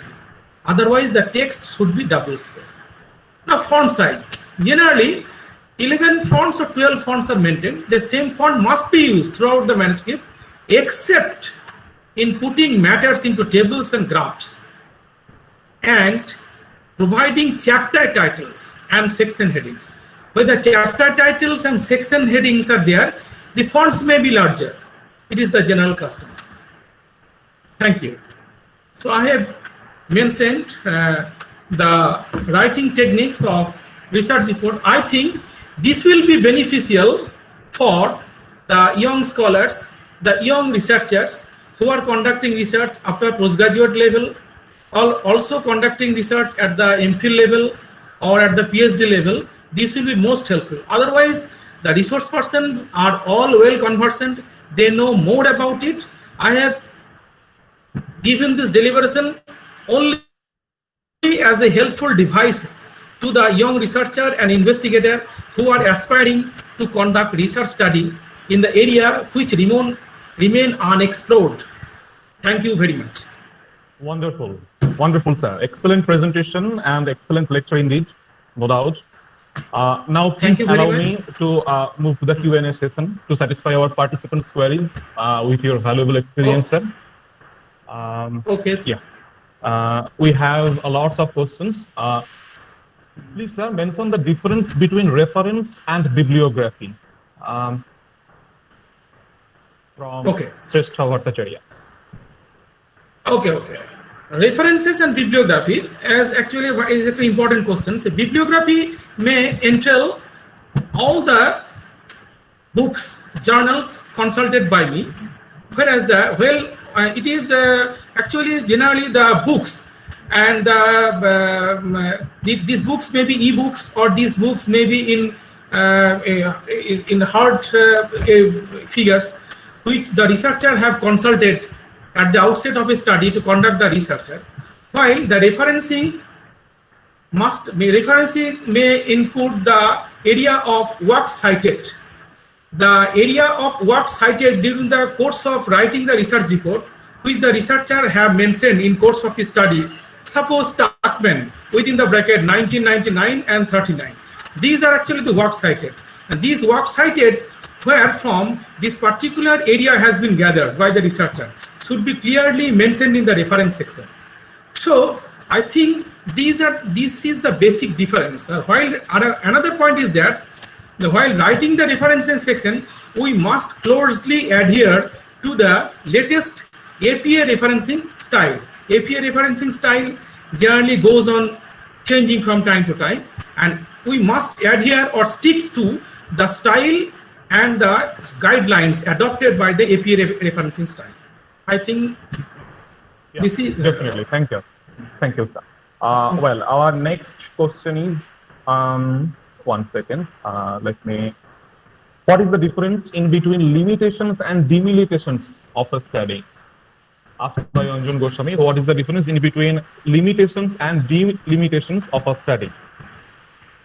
Okay, limitation is actually the study which while the study is being conducted in a specific investigation backdrop, the researcher think that he might have conducted an extensive research, but due to the lack of support or the due to lack of some study, due to lack of some data, his research or his investigation could not have been made more extensive. Whereas delimitation is that area which, in spite of his research, remain unexplored due to many areas. This is delimitation should be clearly highlighted. Limitation is encountered by the researcher in course of encountering the investigation, whereas delimitation is actually the areas which will pave the way to the future researcher to conduct further research in addition to this particular research. Excellent explanation. Well, for your kind information, Pradip Kumar Sengupta from Ramakrishna Mission Shikshan Mandir, he has cherished your session and he is writing good and needful session from Dr. Pradip Kumar Sengupta. Okay, next, Chayantani Day, basic difference between reference and footnote. How do you form a hypothesis? I think about hypothesis, our sir has already discussed about it. Yeah. Our question is the difference between reference and footnote. Will you put some light over this? Footnote. So referencing sometimes becomes brief in manner, because while I am referencing my insights of a particular author, that should be actually given in a brief manner in course of writing the thesis. But sometimes it is found that that particular short referencing is not enough to compare, conduct, or highlighting my area. My area. That's why we have to give an elaborate manner of the referencing at the heading, at the footing section, at the footer section.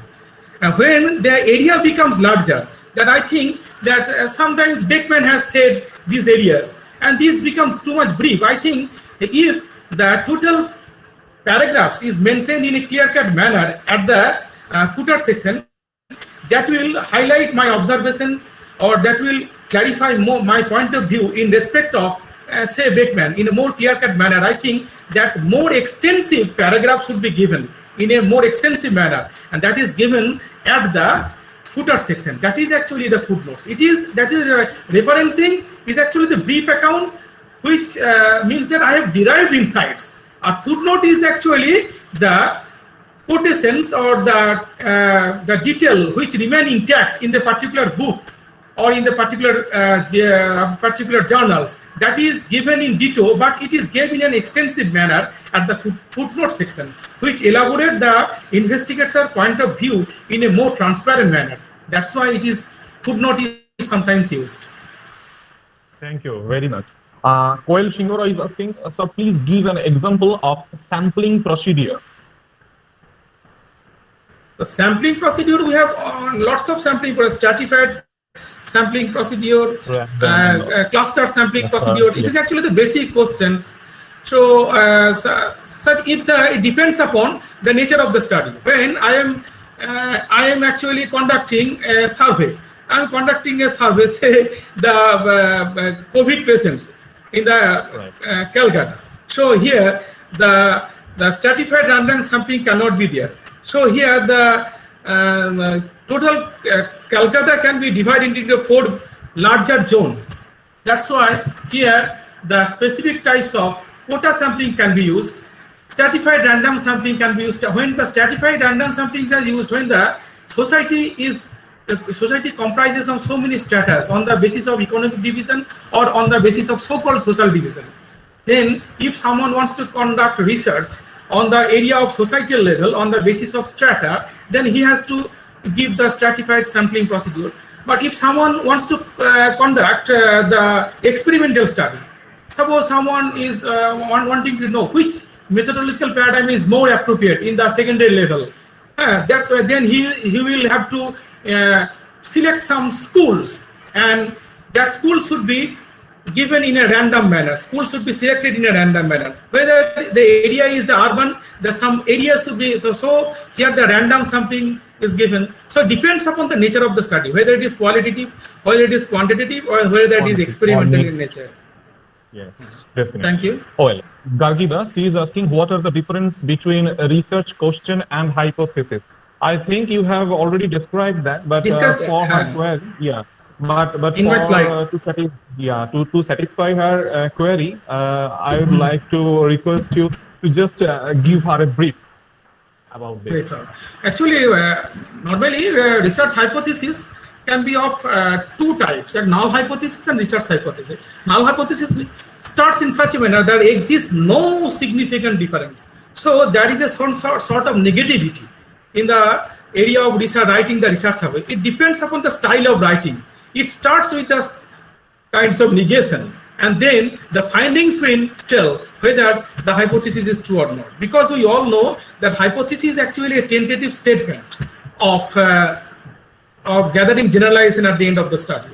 Whereas a research hypothesis is given in a directive manner, because it is generally written in an affirmative form, and here the direction of the study here given, such as we can say that the student having greater IQ will perform better in the MP level than the student with mediocre IQ level. It is actually the direction of the study is clearly given. So this is actually research and research hypothesis. Whereas null hypothesis means there should be a sort of negation at the starting level of the hypothesis, and it depends upon the nature of the style of presenting the hypothesis.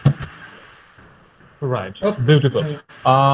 Okay. Another question. Ranojit Bhara, he is asking, what is the basic difference in between synopsis and research report? Research report, actually all my presentation is actually on research report. Research report actually two types. Research report may be a thesis. An extensive thesis may be also a research report. Whether someone is contributing a paper in a particular journal, that is also a research report. So the thesis, please repeat me the questions. Please, sir, please repeat me the questions. Yes. What is the difference between synopsis and a research report? Synopsis. Actually, when I am writing the thesis, synopsis is given at the outset of the study. But generally, it is the convention or customary on the part of the researcher, while he is contributing an article to a journal or any journal, then he should not have to give any synopsis. Instead of that, he has to provide an abstract at the outset of the study. So synopsis is generally correlated with the concept of thesis writing, whereas whether the research report is general research, when he is contributing an article in the journal, that is also a research report, though the division and the chapterization differs, but a total thesis may also be a research report.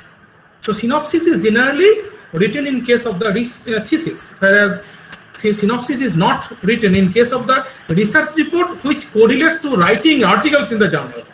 I think that it is clear. Absolutely. Lipi Sharkar is asking, what comes first in our mind, research questions or hypothesis? In a researcher's mind, what comes first, a research question or hypothesis? Actually, research questions comes first. Research is actually an inquisitive aspect of the mind. It is actually a spirited aspect of the mind that constantly watch through perception and also through extensive study, watch what has been explored. When the particular area has to be selected, the research questions first prompts it. When the research questions and the problem has been identified, then comes the hypothesis. So hypothesis is actually the latter segment of the research process. Right. Shayantani, she is asking, sir, is it necessary to write research question if, one second. Is it necessary to write research question if we have already written the objectives of the study? If yes, please explain why yes. I think it's actually a beautiful question. I have actually, so far as my experience is concerned, my supervisor has said that after writing the objectives, the research questions, in case of experimental study, the research questions sometimes may not be written. I think so, but my opinion may differ. So when the research hypotheses are mentioned and the objectives of the study are mentioned, there exists a clear correlation between the hypothesis and the objectives. That's why I think in case of non-directional study, the research questions may not be mentioned. It is my personal opinion, though my opinion may differ with some other supervisors, I think. Okay. Okay. Here from our YouTube live session, I can get some questions here. Someone is asking, how do we create a link or connectivity between chapter to chapter in the thesis writing? Link or connectivity is actually a technical part of writing. So here the hyperlink can be given, but it is actually more updated and innovative questions. I think it should be gathered in a more scientific manner by consulting more recent softwares. Yeah. It a link means given some hyperlink. I think so. This is so far as my idea is concerned. Technically, the answer is not still known to me. It may be some I think that there may be some hyperlink which can be given, so which one can proceed from chapter to chapter. I think, but it may be, No. it may not be that. So, No, I think the question was like that.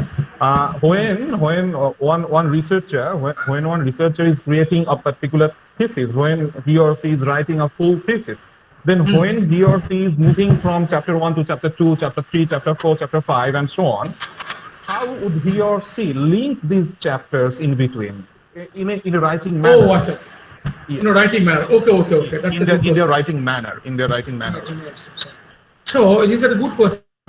I have already said that while the introduction chapter is to be written, first of all, the general observation on the nature of the study is given, and at the last phase of the introduction chapter, a rationale of the study is written. So when the rationale of the study is given, it will provide a glimpse that what is to be undertaken in the next section. That is the researcher is going to tell the objectives of the study. When the objectives of the study is given, automatically objectives should be written in such a manner that the objective will throw light on the hypothesis that will be stated in the next chapter. Now, when the hypotheses are stated, then it will automatically provide insight to the evaluator that what kind of research design should be evaluated, whether it is an experimental study. So automatically the hypothesis will be experimental in nature, and it will throw light on the experimental design, whether it is a Solomon 4-group design or whether it is 1-group design, whether it is a test process design. So this should be written in such a manner that it will throw glimpse on the design of the study. When the design of the study is highlighted, automatically it will throw light at what kind of tests should be administered, whether it is a t-test or whether it is a post ANOVA, whether or any sort of statistical test. Or when such test is administered, what kind of conclusions can be derived, it will clearly be observed from the result of the test. So this is actually the clear correlations of different kinds of chapter, I think. Right. Thank you very much. The next question is, what is the difference in between research proposal and a synopsis? The difference in between a research proposal and a synopsis.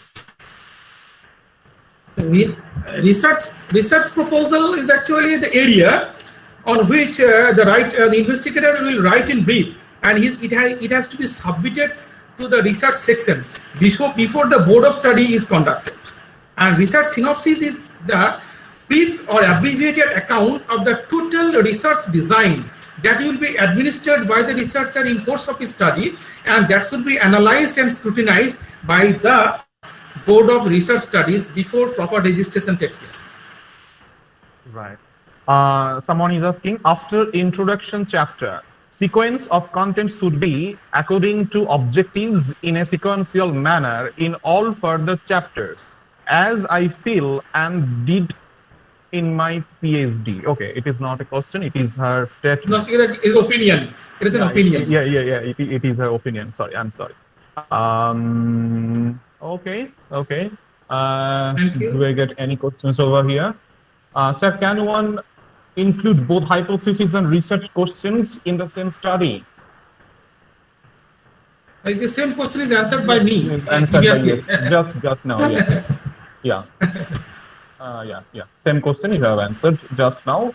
I would ask Abhijit Pandit, who is asking the same question, please follow the YouTube recorded video.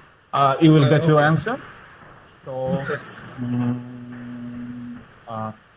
Shayantani Day, he is asking, Shad, do you accept that hypothesis formulation is compulsory in research work? Do you accept that hypothesis Actually, formulation is compulsory, right?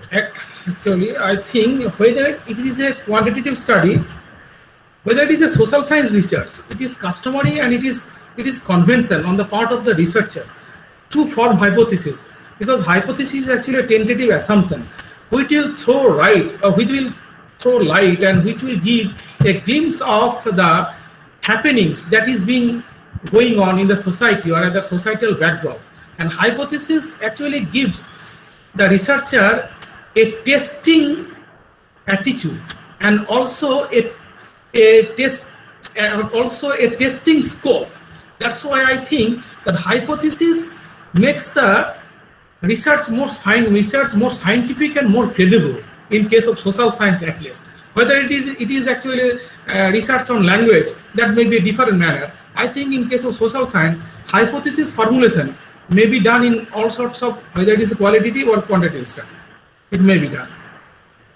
Exactly. Right. The last question for today. Sir, please, what is the difference between research article and research paper? Asked by Sanjay Kumar Jadhav. Okay. When I am actually writing about research article, here the descriptive mode and the mode of personal observation on the basis of writing, on the basis of studying so many phenomena is given. When there is an article, the article comprises basically the descriptive manner. Maybe there should be some chapterization, but when the research report is given, it is actually based on some survey or some experimental study or any sort of study that has been conducted by the researcher in the researcher or societal backdrop. Or when an article can be written, article can be of personal view. It can be written in a descriptive manner. It can project the subjective observation of the researcher who has gathered insight by studying so many research reports or so many phenomena.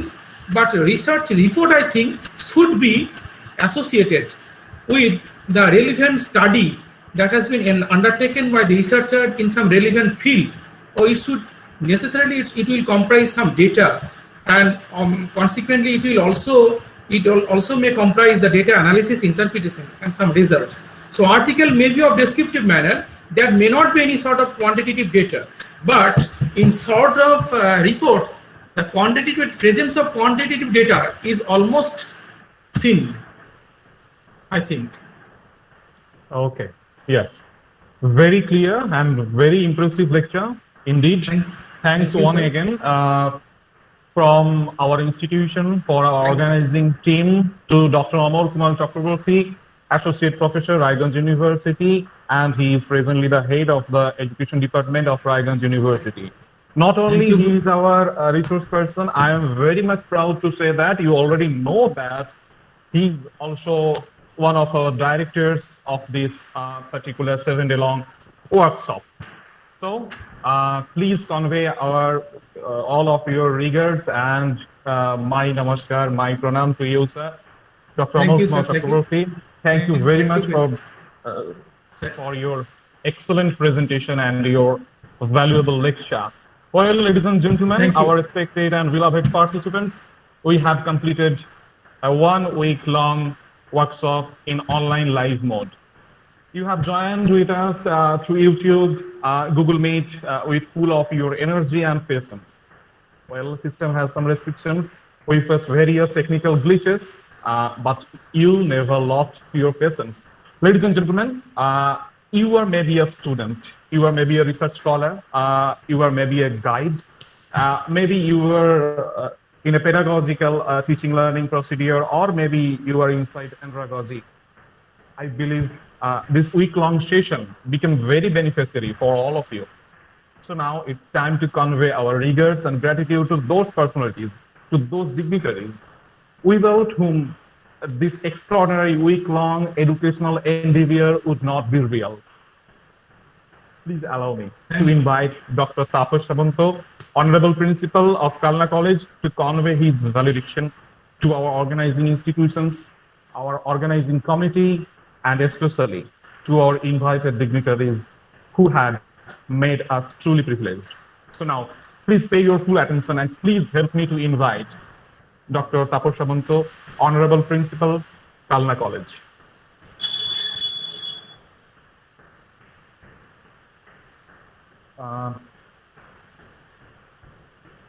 Sir, are you with us?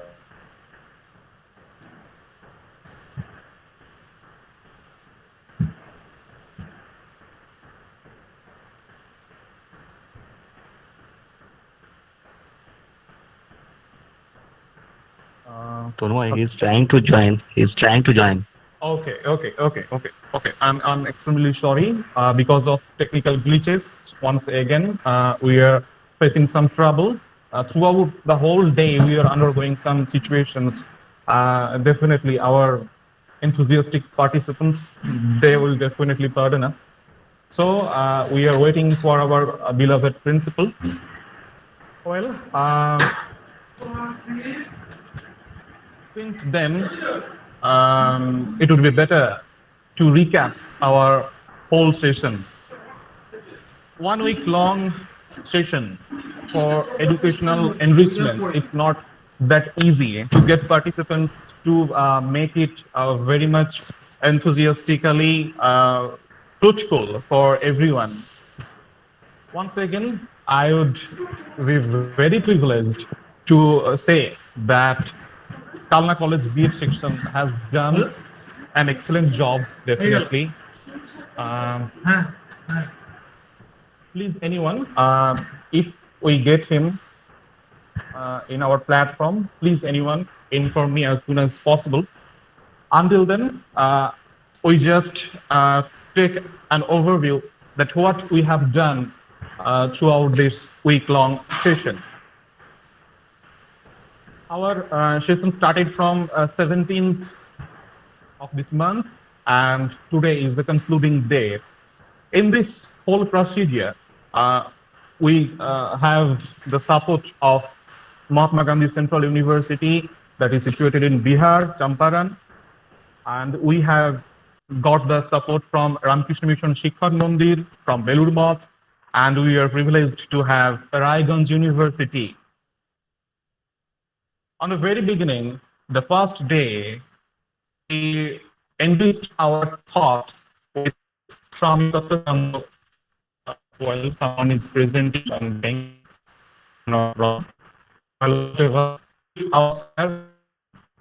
the pleasing for me.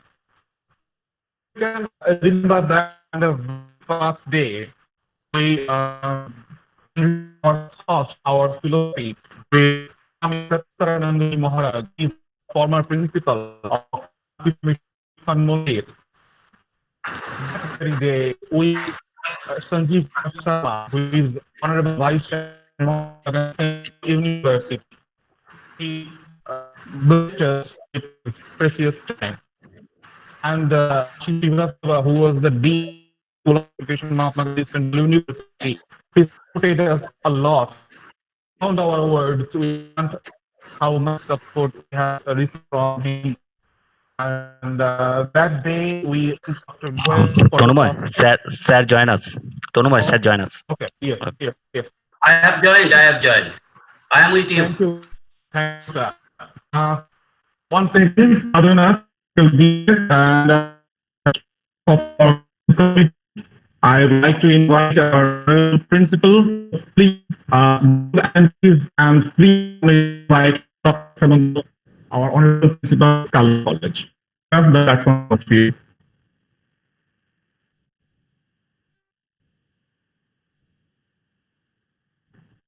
Kindly unmute your microphone and turn off your camera. Exactly. We are working. Request everyone mute the video and microphone. Yeah.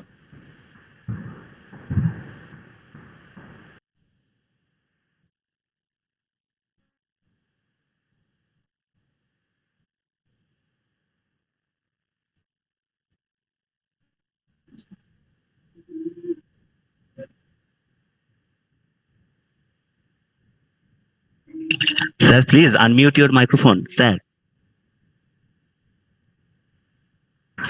Okay.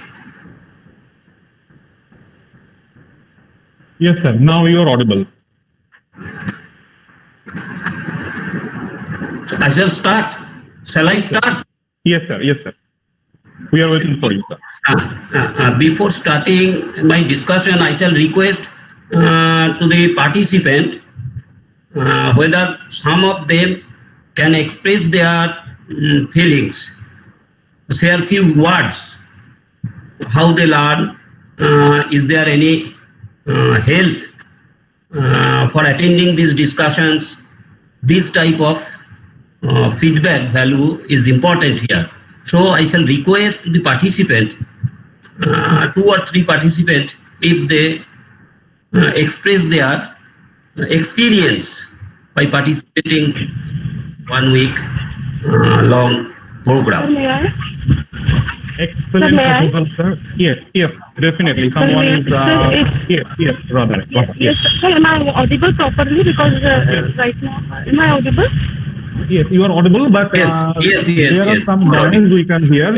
I think some winds coming through your mic. Please take care of it. Otherwise, you are very clearly audible.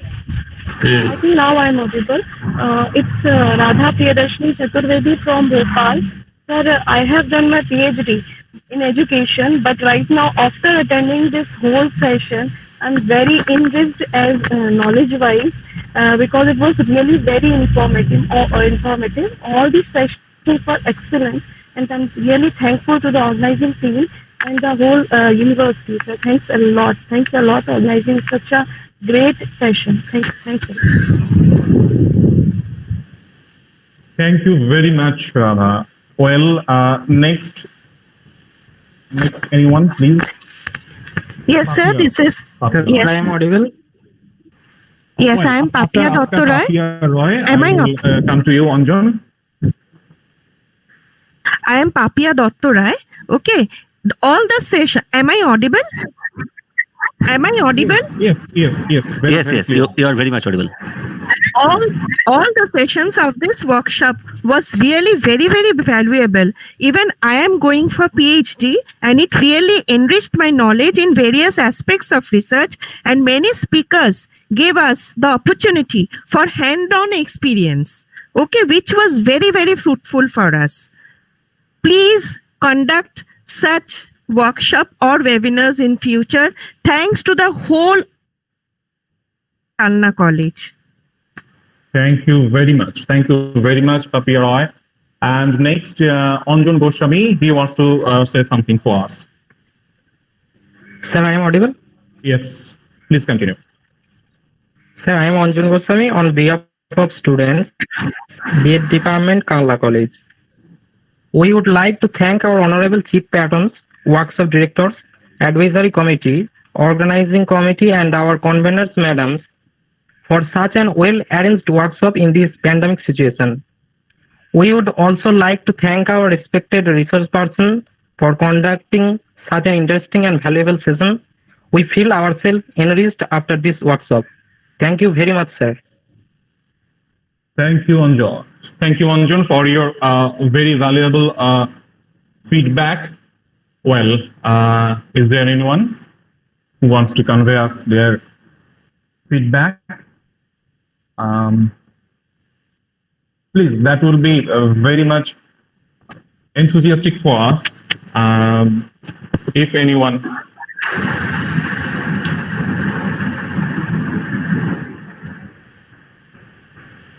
No one more. Okay. Numa, is there any speaker after my deliberation? No, sir. You will conclude our session. Acha, I shall conclude. Okay. Very good afternoon. Very good afternoon to all of you. I first congratulate my 2 junior colleagues, Soma and Aditi, because they have taken this venture to arrange such a week-long workshop. And this workshop is particularly very much useful in this pandemic situation, because you know that the technology, it is nothing new at all. technology in education, it is also nothing new to you. You see, once we used log table for calculating our mathematics, but now we take the log value from calculator. And recently, we are taking the log value from our smartphone. So that means gradually we are using more and more technology, technical know-how in our education purposes. So what was my intention to arrange this techno-pedagogical workshop in a college? Because you know that for arranging or for taking an online class, you have to change your mindset. Why? Because here you have no student in front of you. You have the desktop or laptop screen in before you.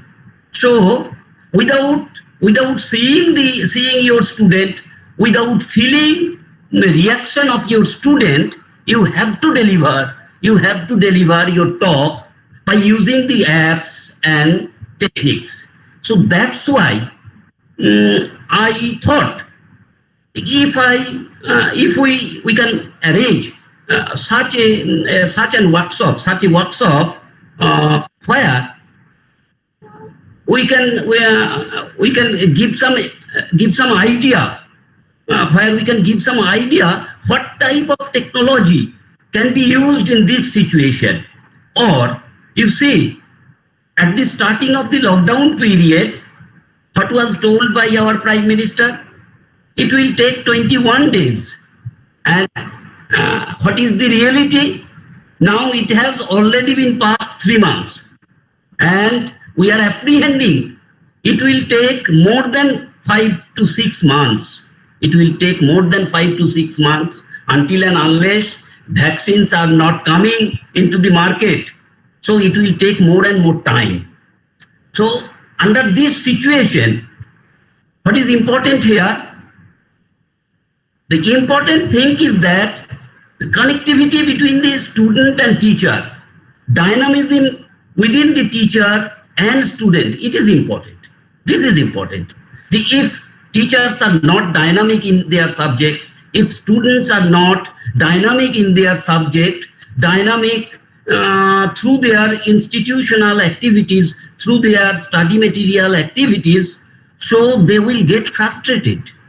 That's why I requested to my colleagues, so is there any possibility to arrange such type of workshop where we can discuss what are the technology which are available, what are the apps which are available within our limitation, which are available and which can use in this situation.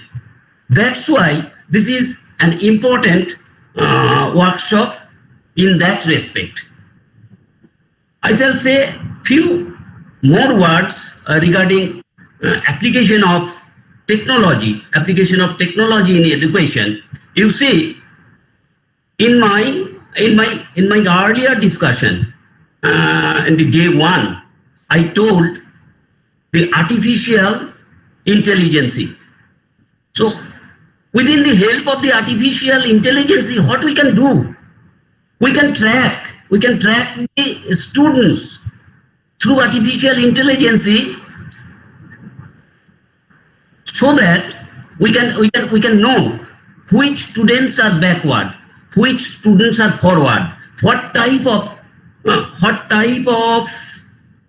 content, what type of subject is essential for the backward students, which type of subjects are fruitful to the forward students. So all these things, this will be guided by the artificial intelligence. Perhaps you know, there are lots of educational institutions under CBSE.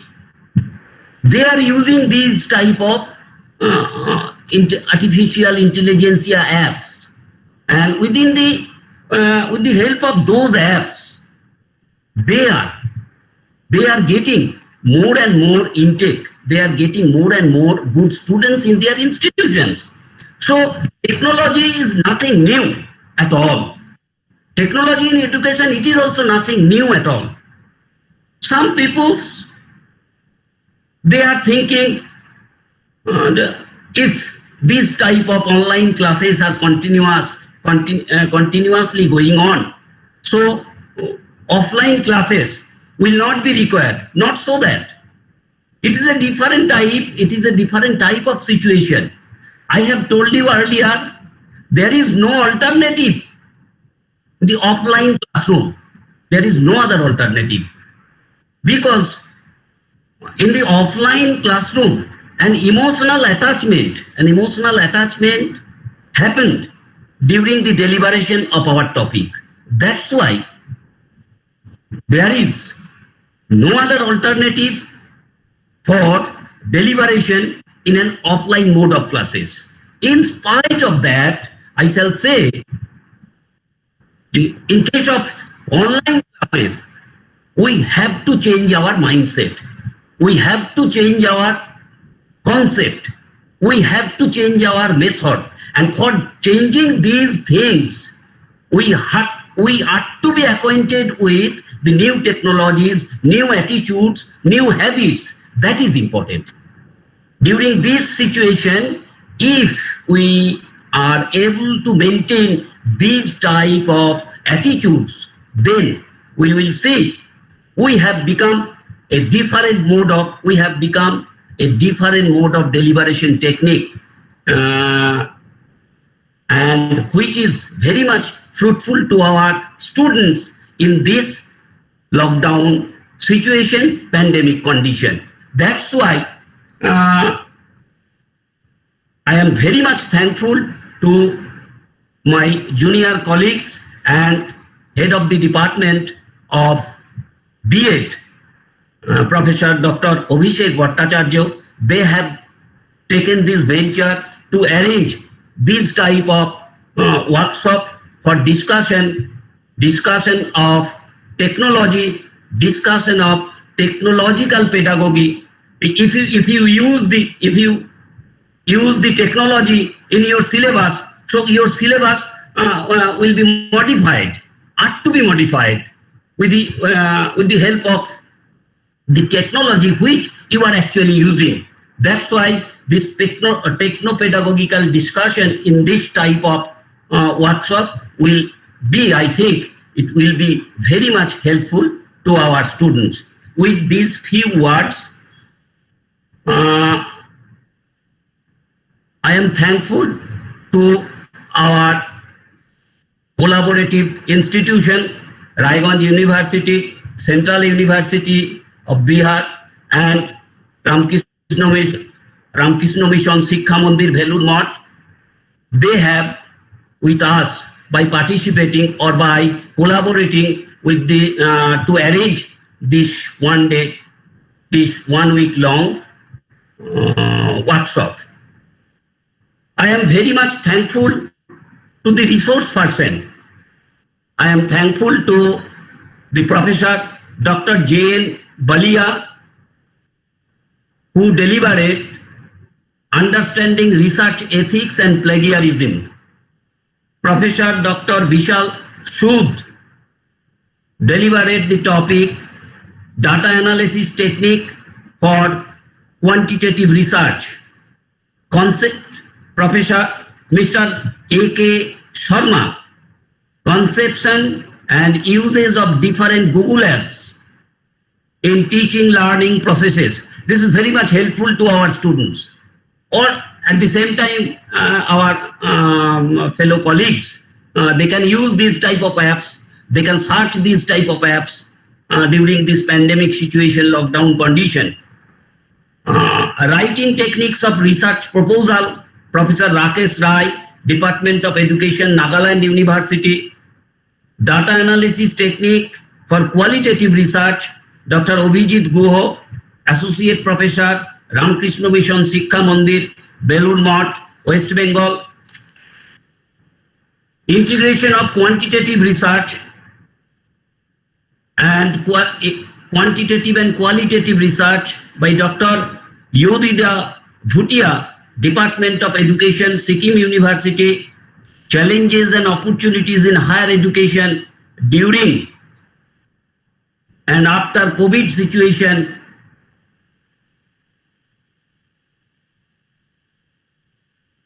Chattopadhyay, the University of Burdwan, Moodle Learning Management System, delivered by Dr.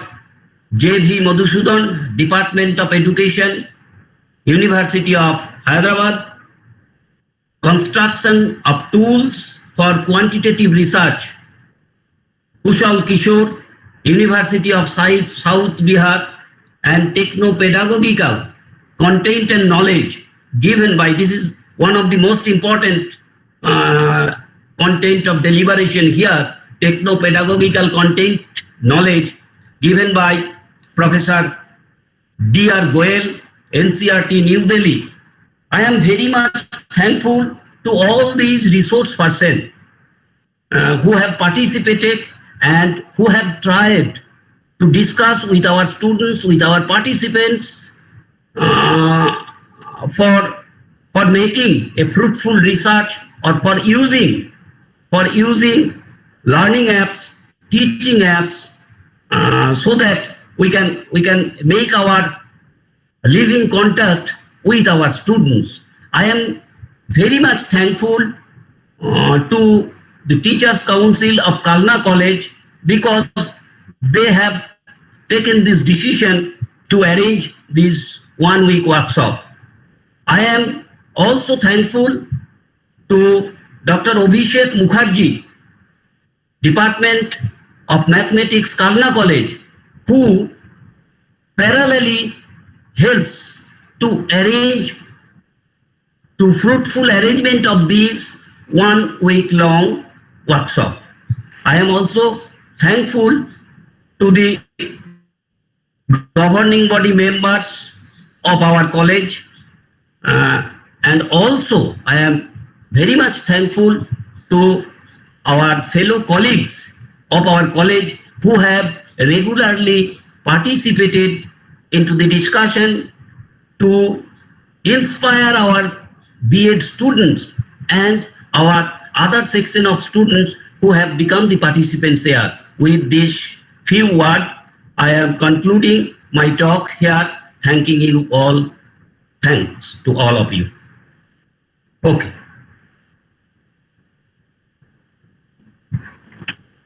Excellent. Just excellent. Thanks a lot, Principal Sir, for your support and for your inspirational talk. Well, now it's time for the conclusion. Before closing the week-long workshop, ladies and gentlemen, our respected and beloved participants, please stay logged in at our Telegram app for further information and instructions. Informations regarding your certificates, information and instructions regarding the feedback and all. Please log in over there. And now I do request you all to stand up for just 1 minute, because to conclude this 1 week long national workshop, we are here praying to our nation and we are to play the national anthem. At your home, at your room, please stand up and please join with us. Stay tuned in Telegram app for further. Goodbye.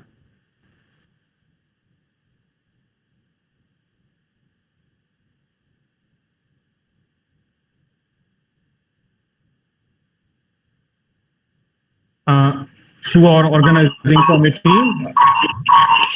yes, we are on the process. I think we are on the process of playing the national anthem. Am I audible? Yes. Yes, you are audible.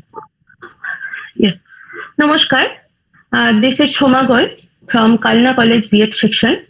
Now I am playing the national anthem and requesting everyone to stand up and honor our national anthem. Jana Gana मन अधिनायक जय हे भारत भाग्य विधाता पंजाब सिंध गुजरात मराठा द्राविड उत्कल गंगा विंध्य हिमाचल यमुना गंगा उच्चल जलधि तरंगा तव शुभ नामे जागे तव शुभ आशीष मांगे गाहे तव जय गाथा जन गण मंगल दायक जय हे भारत भाग्य विधाता जय हे जय हे जय हे जय जय जय जय हे. Thank you, everyone. Thanks to all of our participants, all of our dignitaries. Here, Tanmay Panda signing out. Stay healthy, stay at home, keep learning. Bye. Okay, Abhishek, I am going out. Yes, sir. Yes, sir. We all will leave the platform. Okay, I am going out.